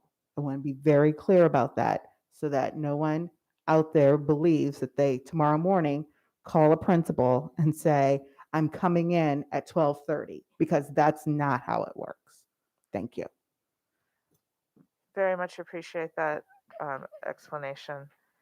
My other question has to do with staff shortages in the special ed department, special education department specifically, and what we're doing to help those teachers and filling those holes, if there are any. I assume that they are, because there's holes everywhere. But how are we supporting those teachers specifically, and are we altering any sort of recruitment plans or making use of ESSER 2 monies or upcoming ESSER 3 monies to help make sure that those services are delivered appropriately? So we certainly are, and you are absolutely right. We have shortages in all areas, including special education. So we have, we are using some of our ESSER funds to hire contract work to help with, to make sure that all the services are delivered to students. A great deal of what is happening now is a review of student IEPs so that we can identify compensatory or recovery services for students that were not able to be fully served while we were in the virtual and or hybrid environment. So IEP teams are going through that process now, individually, student by student, parent by parent, and going through, I think we've completed over 3,000 of those IEP reviews for recovery and compensatory services. We'll have to continue to go through that process until we've completed all of our special education students and identified their needs. Many of those services, some can be delivered during the school year. Most of them will be delivered during the summer months when we can bring students in and deliver more of those recovery or compensatory services. But to the first part of your question, we are utilizing funds that we have. It is put an additional burden on current special education teachers who are having to pick up larger caseloads when we don't have enough special educators in the schools. Okay. Got it. Thank you. Ms. Frank?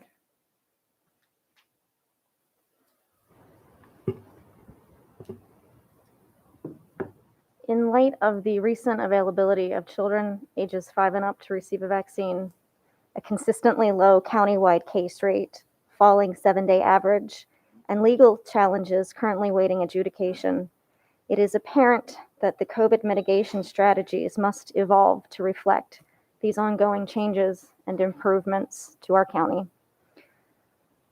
Therefore, I move to overturn the superintendent's requirements mandating any student athlete undergo COVID, SARS-CoV-2 testing, or get a vaccine. Second.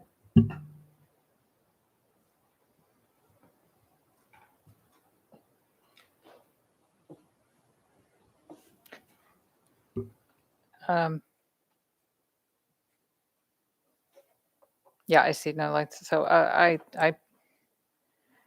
do plan to support this. I think all along we've been always saying moving forward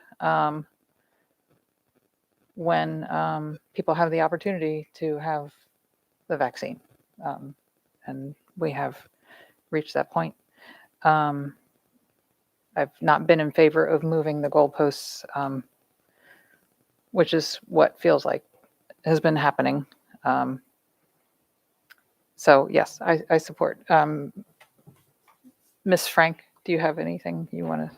Yeah, just briefly, I just wanted to point out that I know of at least 2 other LEAs that allow the exemptions, and I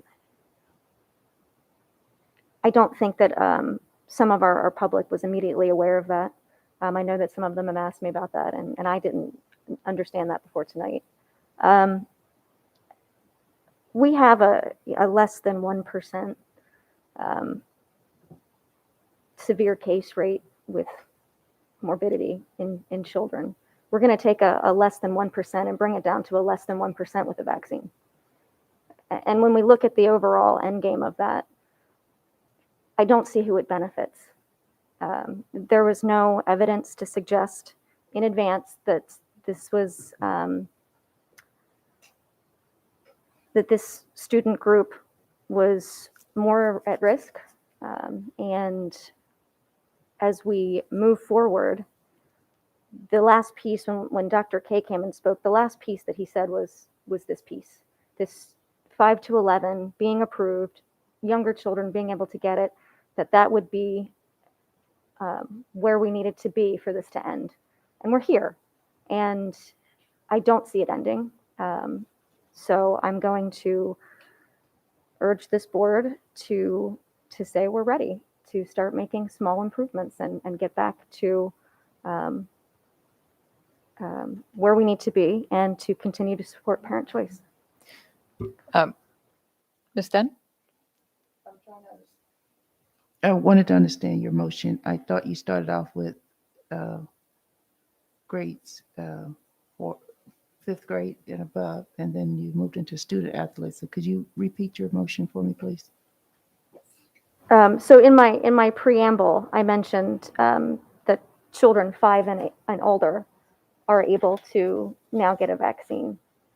And I mentioned in my closing that was the last piece that Dr. K mentioned when he came to testify to us, that would be needed to beat this pandemic.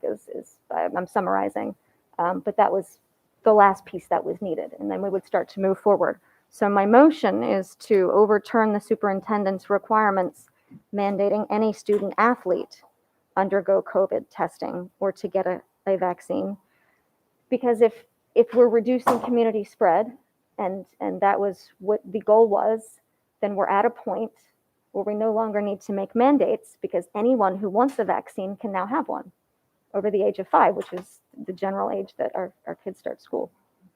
Okay, I fail to see the link between either one. I still firmly believe, as I've stated before, that our education system is not a choice, it's a requirement. And sports is a choice. So if the board or the superintendent has put this in place, the board is overturning a decision that the board had a responsibility prior to that to make a decision on. So I always question when we make decisions, once again, that doesn't have information that at least for me, the last time Dr. Kalarama was here, he did mention that. But I don't think that he's came back to say that we're out of the clear because those vaccines are available. To my last knowledge, and unless something has changed, less than 2 weeks ago is when it was made available. So we haven't had ample opportunity not only to get people vaccinated. I think that, again, we're at a premature decision based off of not enough medical documentation for us to make those decisions. While I do agree with you as a parent choice, I also have to think about the fact that I've had loved ones that have contracted COVID, and I've had children that have contracted COVID, and it's not a pretty thing. So I think that I would ask that we look at a little bit more time and data before we make this decision. That's all I have. Can I respond? Ms. Corkadell has her light on, and then I'll go back to you. I just want to point out a couple points of why I am in support of this as of this moment. And number one is I have considered what Dr. Kalyana Raman has said. And one of the things that he said that stuck out in my mind was that number one is when the decision was originally proposed to us, this was prior, the sports folks had just started, and we had a couple of those little outbreaks that Mr. Mosier had discussed that occurred in preseason, not during season. And since then, we have not seen any substantive number increases that would cause alarm. All of our teams did so well. We just applauded them. And they were not in a vax or test situation. And our variant, the Delta variant, was on the rise. And that is a condition that we no longer have. And Dr. Kalyana Raman does come and visit us. I've requested him to come on a more regular basis because I think that information, I agree with you, is absolutely helpful. And he is welcome to share with us when he has updates. We meets, however, very regularly with our superintendent, and I know that they are in constant discussion on how to improve and change the protocols, seeing the quarantine conditions changing, and otherwise, these are short-term policy decisions that are in our purview, and we do our best to work together as a team. I'd like to think we're not always in disagreement. We're not always in agreement, though. Ultimately, the family connection piece for me was recognizing that those high schoolers have younger siblings. And that was one of the arguments that Dr. Alato, as well as Dr. Kalyana Rama, made in specificity to sports. And the family connection was that the younger siblings did not have the opportunity to make the choice of the vaccine. And now that choice is available. And in the coming weeks, they just got through tryouts and everything as they roll into their season. We are not in a worse condition. And we were all okay having our sports teams this fall operate without this program. Nobody lost sleep over it on this that I'm aware of. Nobody made hot comments that they were so concerned that they wanted it implemented, including our superintendent. This was a planned rollout, and the conditions that we anticipated for this are like that. Now, having gone through these COVID moments now for going on we're going to be over a year and a half now, year and 9 months, we've encountered this before, and we have adapted very cautiously and in a practical way. And I've seen it benefit. So respectfully, you are making my point. I'm just speaking in general. This is my turn to speak, but I appreciate that, your commentary, but I would like to finish my thoughts here. So for me, as I said, the family connection is important, and now we have this vaccination. I just got to say, the sovereignty of the body, of a person's body, is, and the sanctity of making a decision about anything internal in the body, I will always support that choice. I do not believe government should be in that business.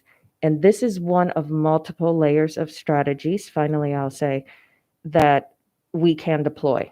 It is not a standalone, nor is it a make or break. And apparently, it is not so compelling that these people who oversee sports have not directly recommended this. If you recall last year, they gave us a whole booklet. I mean, there are pages about every single sport and what those protocols are going to be. They chose not to publish that for this school year. And I got to say, in the experts' absence, I think that this is just not a strategy that is appropriate for our school system at this time. And so I will be supportive of it. Not that I don't respect that. My family is vaccinated, but that's a personal decision and a personal choice, and also personal information that we will be forcing our families to share. And I'm not comfortable with it, and will vote for choice, including for this choice. Thank you. Ms. Dent, did you have something else? I'm good. I'm good. Okay. Ms. Frank. Just a couple comments. So winter sports hasn't quite started yet, so we do have some time before that picks up. Where children in the 5 to 11 age group could get vaccinated before winter sports starts. And then this was not a board decision. This was a superintendent decision. And there was a motion prior similar to this, but it didn't have board support. But the decision to vax or test was never from this board.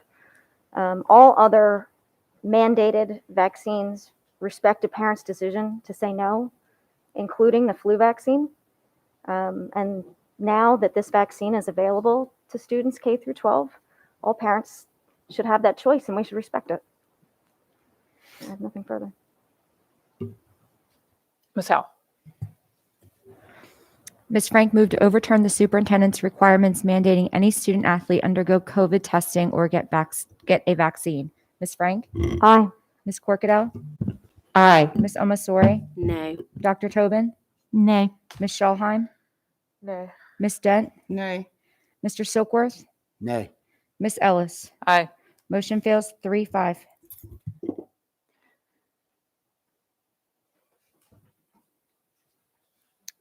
Ms. Frank, you had something else?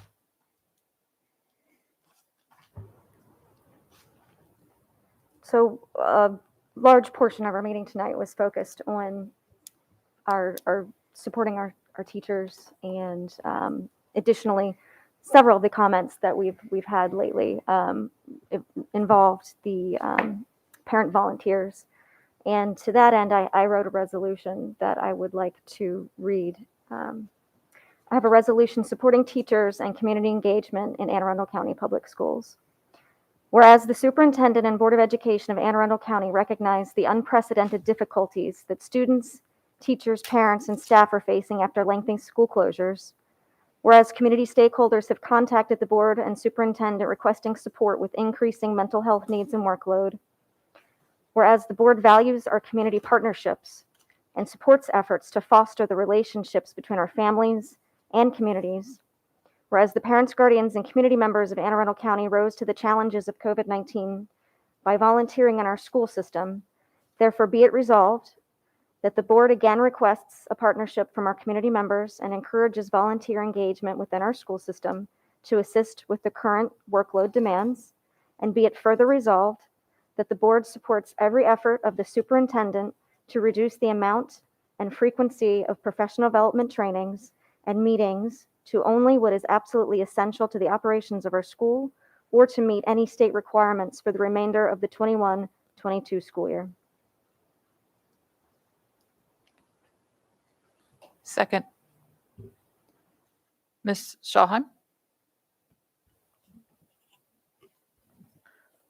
While I appreciate parts of the spirit of this resolution for reasons I outlined earlier, I was willing to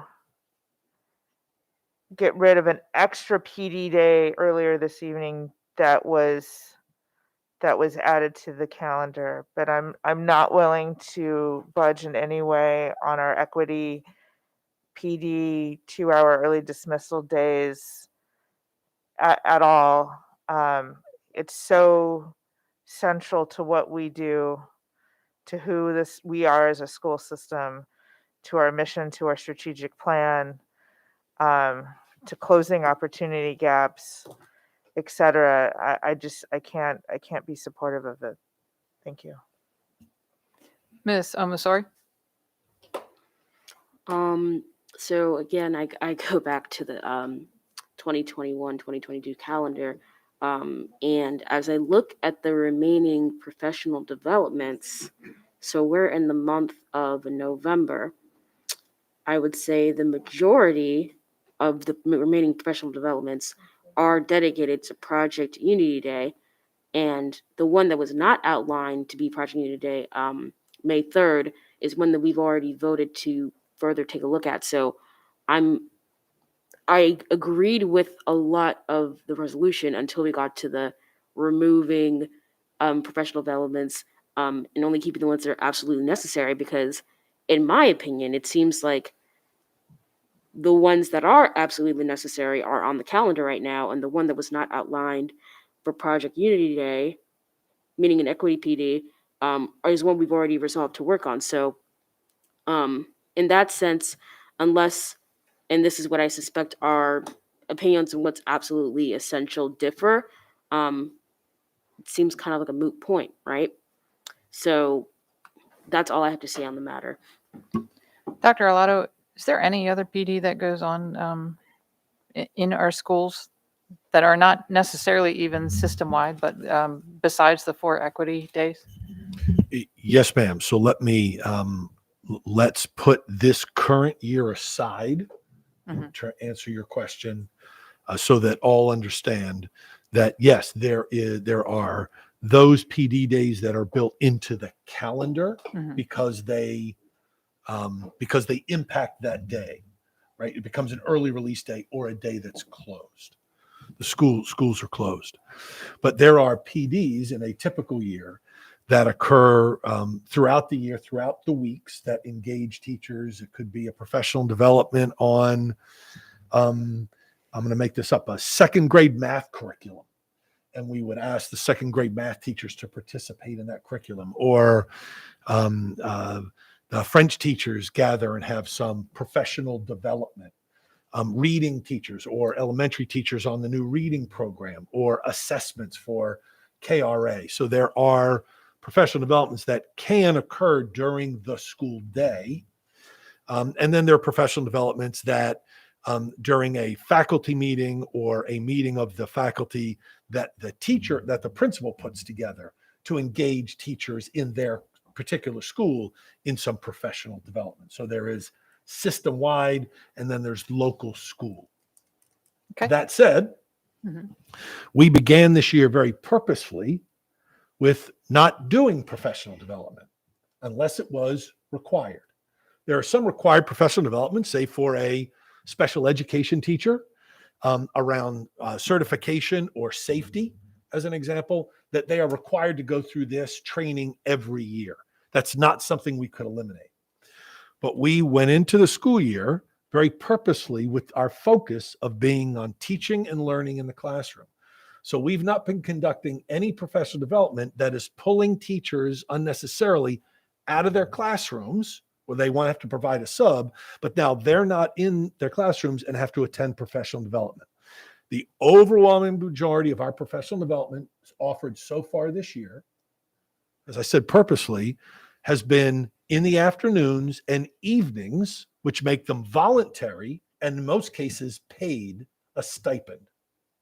So there is very little professional development happening in the schools during the school day right now, and that was purposeful. There is some occurring in the evenings and after school, and those are voluntary, and many of those are paid. Unless a teacher's taking advantage of an after-school book club, you wouldn't be paid for that. That's something that they volunteer to do, and they want to learn more about that text and engage with colleagues around the county in say a book club. I'm using that as an example. So we have already limited a great deal of professional development this year because we want everybody to remain focused on what's happening inside the classrooms and in the schools. Okay, so you, thank you for that clarification. It was very important. I have to say, out of the many emails I've received directly from teachers, I've had personal messages coming to me through social media. I've had phone calls. I had many communications from teachers, and the same words come up every time when they're talking about how overwhelmed they are, and it's PD and meetings.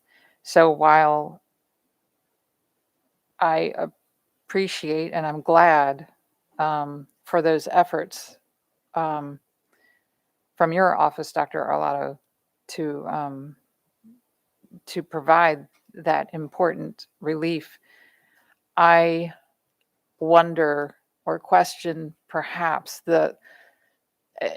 perhaps misunderstandings, miscommunications, but I'm having trouble believing that there's consistent application of this intentional reduction or elimination of PD in that way. And this resolution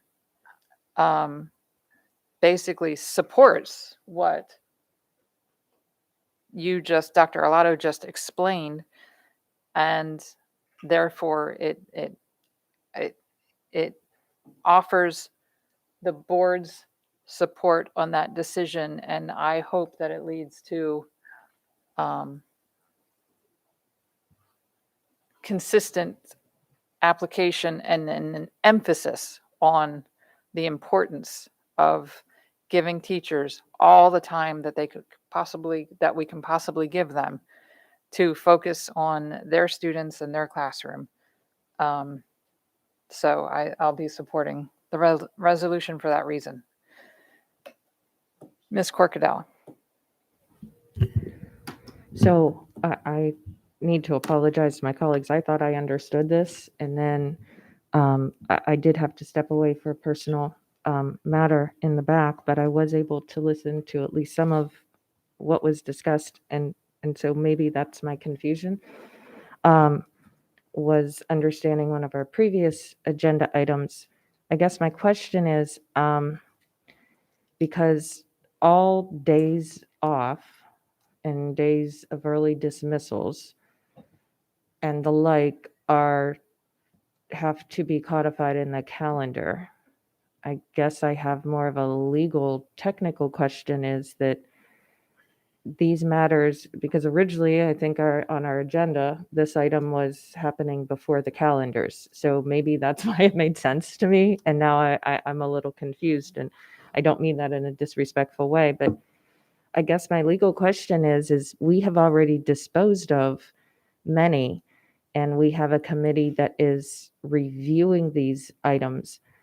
So does the resolution interfere with any board action that may have been taken tonight or in the past, albeit vis-a-vis our calendar? In other words, is the resolution going to override any calendar decision?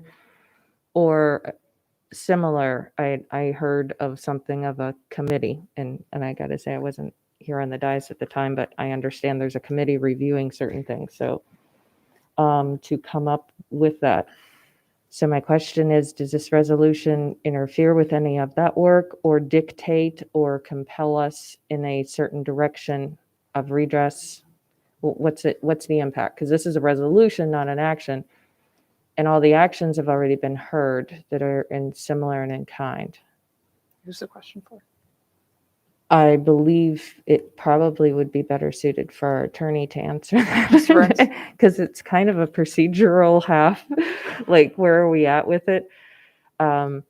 Because this motion would lead to calendar recommendations, I go to presume, because we can't just simply remove things from the calendar. So I just want some clarification, because as I said, I would have none of these questions if it were prior to those conversations, and I wasn't part of all of them. So, for the record, Darren Burns, board attorney, may I ask that Ms. Franks, there's a long motion, I ask that be reread.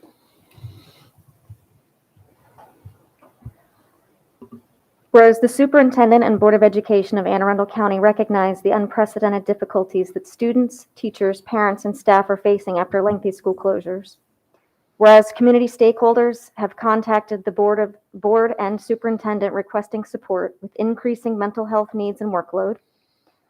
Whereas the board values our community partnerships and supports efforts to foster the relationships between our families and communities. Whereas the parents, guardians, and community members of Anne Arundel County rose to the challenges of the COVID-19 pandemic by volunteering in our school system. Therefore, be it resolved that the board again requests a partnership from our community members and encourages volunteer engagement within our school system to assist with the current workload demands. And be it further resolved that the board supports every effort of the superintendent to reduce the amount and frequency of professional development trainings and meetings to only what is absolutely essential to the operations of our schools or to meet any state requirements for the remainder of the 21-22 school year. In my opinion, well, obviously, most of that language doesn't touch on the question I think Ms. Corkadell just raised. I don't need right. the whole, I just need the one part at the end. This is where I'm confused because of the nature of the language, I guess. I would suggest that the latter part, if it were to be adopted, would in essence influence perhaps or set some parameters by which the committee that was approved or the work study, the study work group, I guess it was, I forget what the phrase was, whatever it would do, this would certainly restrict some of what Dr. Alato could recommend to that group, what he could perhaps implement from the recommendations. Yeah, it would have an impact. Yes. Would it prevent you from, if you adopt this, prevent you or somehow interfere with the work group? No, I just think it would restrict or likely impact the final outcome. Because you would just think of it this way, that language would say to your superintendent that this is your charge under this resolution. The work group could come back with recommendations and Dr. Alato would feel duty bound to say, those sound great, but I can't do some of them, or I can't make that work because. And I think the last part mentioned state requirements. If you add that to the mix, perhaps it would be that neither of them are conflicting, but now there's one more element you've got to deal with. And that sum total means that whatever the work group came up with, not all of it could be implemented. But the original question was, would it prevent you? No. I think the work group could come in existence. And I think this would be another layer of challenge and issues that the superintendent, staff, and you would have to deal with. Okay, well, then based on that, I'm going to say I would prefer this type of language to occur after I would receive recommendations in general from the group, because I wouldn't want to limit those opportunities to do like a 4-level swap that may have to occur. But I'm supportive of the resolution, and I'm even supportive of the statement. I am concerned about the limitation.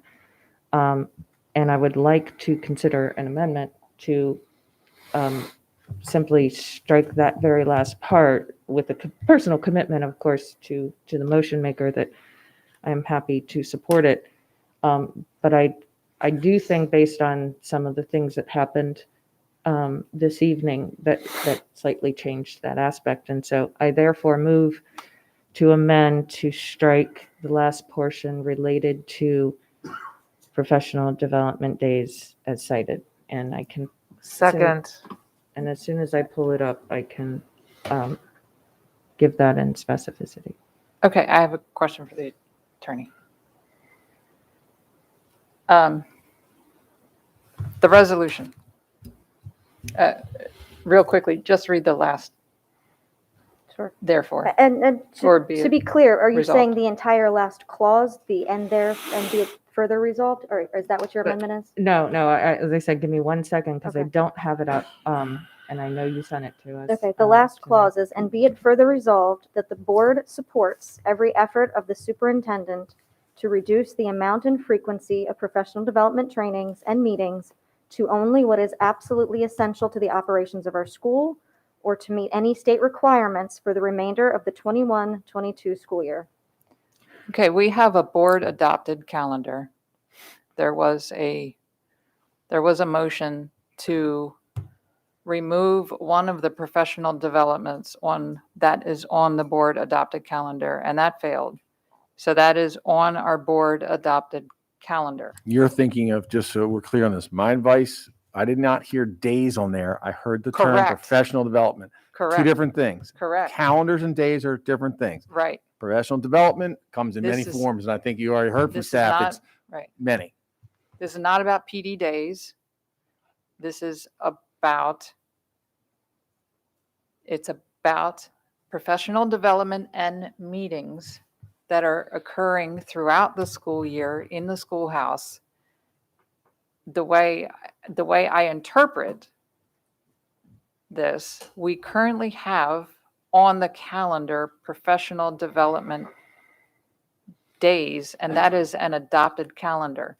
I feel like this resolution is not touching those. It is supporting what many of us are hearing, that there are PDs and meetings going on a regular basis, and we support eliminating as much of that as possible. Point of order. Miss Is Elsa, that- because again, you asked my opinion. I want to make sure I'm clear on it. I understand what you're saying, but I'm saying, am my I advice interpreting it? is that, in fact, whether you're talking about days or other forms of professional development, the question asked was, does the resolution potentially impact the work of the work group? And I hope I'm using the right term, Mr. Silkworth. And my answer remains, because the way it's phrased, it includes professional development. It could include days. They're all on the table according to the work group language. So my answer remains the same. It could impact that work group and Dr. Alato's efforts to implement their recommendation. Okay, but the resolution as written doesn't impact the school calendar. But my advice is, the question that was asked to me is, could it impact the work group's outcomes? And I'll give you an example. If the work group's outcomes were recommendations in the second semester of some sort of day issue, then that resolution could only impact that discussion when it comes back to the board, because you can still change your calendar. And I do not believe Mr. Silkworth's the past motion was separate from days and calendars. I think the work group's going to take that up, from what I heard. Point of order. Collaborative work group. Point of order? Point of order. Yes. There was an amendment offered, and it was seconded. Correct. And then we kind of glossed over that and went. I was, it was relevant. I was just waiting for her to finish to clarify, to make sure my colleagues have exactly what I'm amending. Cool. Thanks. Before we proceed. And Thank you. I think the legal question was in until I pulled it up, which would be fine.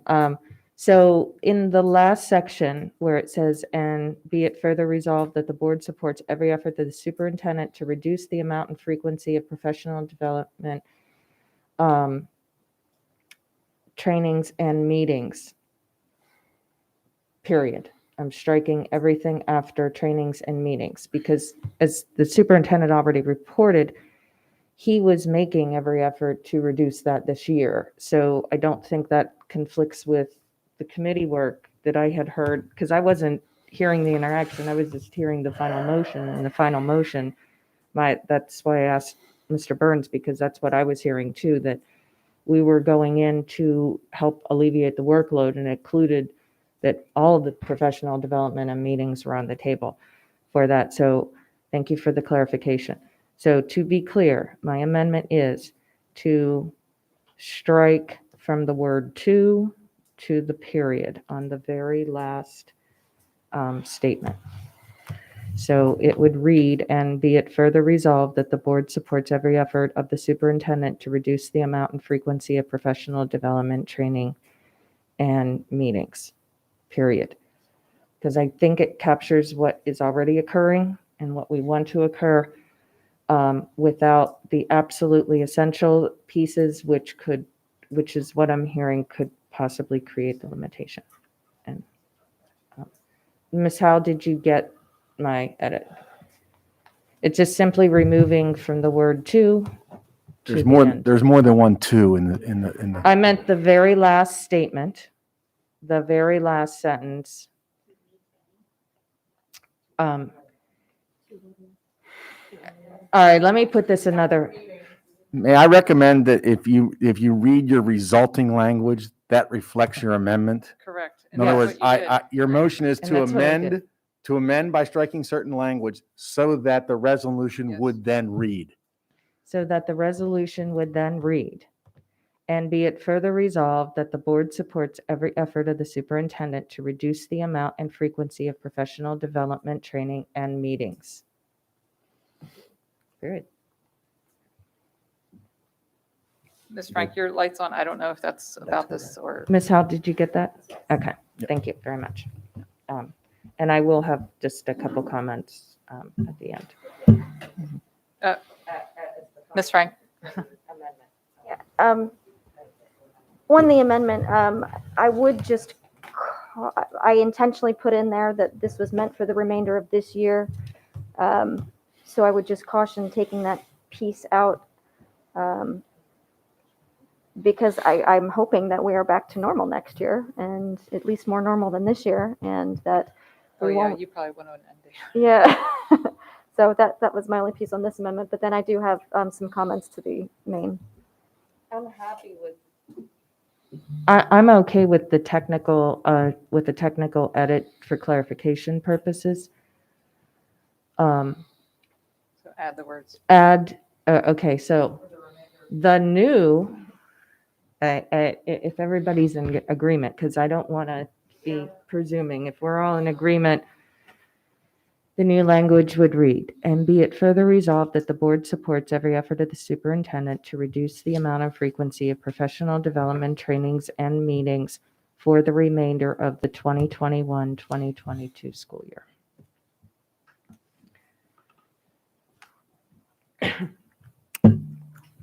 Do you have something, Ms. Frank? Did you say you have more comments? To the main. Oh, to the main. Okay. So to the amendment, we're ready to vote. Yeah. Ms. Howell.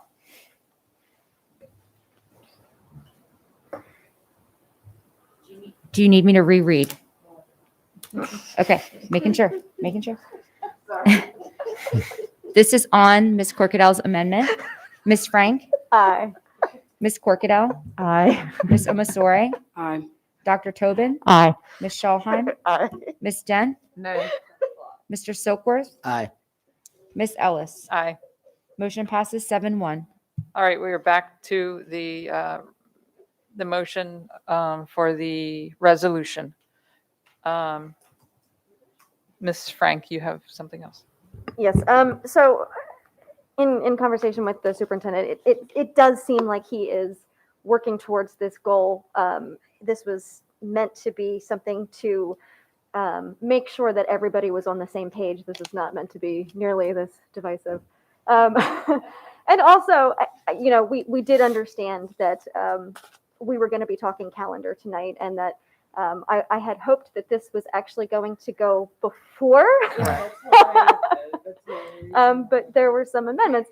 So this really was meant to try to make sure that we're letting our folks know that we're getting back to normal. Our parent volunteers are going to be coming back to the schools in the capacity that they're able, and the superintendent is supportive of trying to reduce the workload when and where he can, and we're all on that same page. So that was really the intent of this motion. Ms. Howe? So we're voting on the resolution as amended. As amended. I'm with you. Ms. Frank? Aye. Ms. Corkadell? Aye. Ms. Amasore? Aye. Dr. Tobin? Aye. Ms. Schalheim? Aye. Ms. Dent? Mr. Silkworth? Aye. Ms. Ellis? Aye. Motion passes 7-1. All right, I believe that concludes the November 17th board meeting. Oh, excuse me? My light is on. Oh, I'm very sorry. Miss Den, I missed that. So I just wanted to say that, authority is important to me. And there is nothing in this proclamation that Mr. George Alato does not have already. And if he puts something out and the board overturns it, in my opinion, when we make the comments that we're making, it weakens us as a board. And so if Dr. Alato is given autonomy to be able to do the same things that he's been doing, that same recommendation that he made, I just don't understand the purpose of us to keep going back and forth about things that are already out there to do. He has the authority to do the things that we just put in this proclamation. He brings it to the board overturns it. And we keep going back and forth and back and forth. So I'm just really not understanding the purpose of several things that have happened here tonight. And I would ask all of us to take some time out to just look at the things that are there and not let this become so politically charged that we are not representing students, teachers, and parents, but we're really representing our own personal agendas. The authority of the superintendent is already there. And I don't think you need a new proclamation to do so. And I'm really just beyond trying to understand the professionalism when we keep doing this kind of things. Thank you, Ms. Den. I can tell you for my vote, I supported it because I stated earlier that we're hearing that it's not being carried out as what maybe is intended. So it's indicating that this board supports those efforts. President Ellis, I need to make a point of order. We follow Robert's rules, and in Robert's rules, it very explicitly pronounces that members shall not comment on other members' motives, either before or during. And once an agenda item is closed. Point of order, Madam President. I'm in the middle of a point of order. Are you- With all due respect, ma'am. Okay. You're interrupting me. Okay. You don't have to always make a comment, but you have a choice. I'm calling for a point of order because I heard conduct that is not in alignment with our thing, and I'm asking our president to weigh in on it, which is my right and duty. Okay.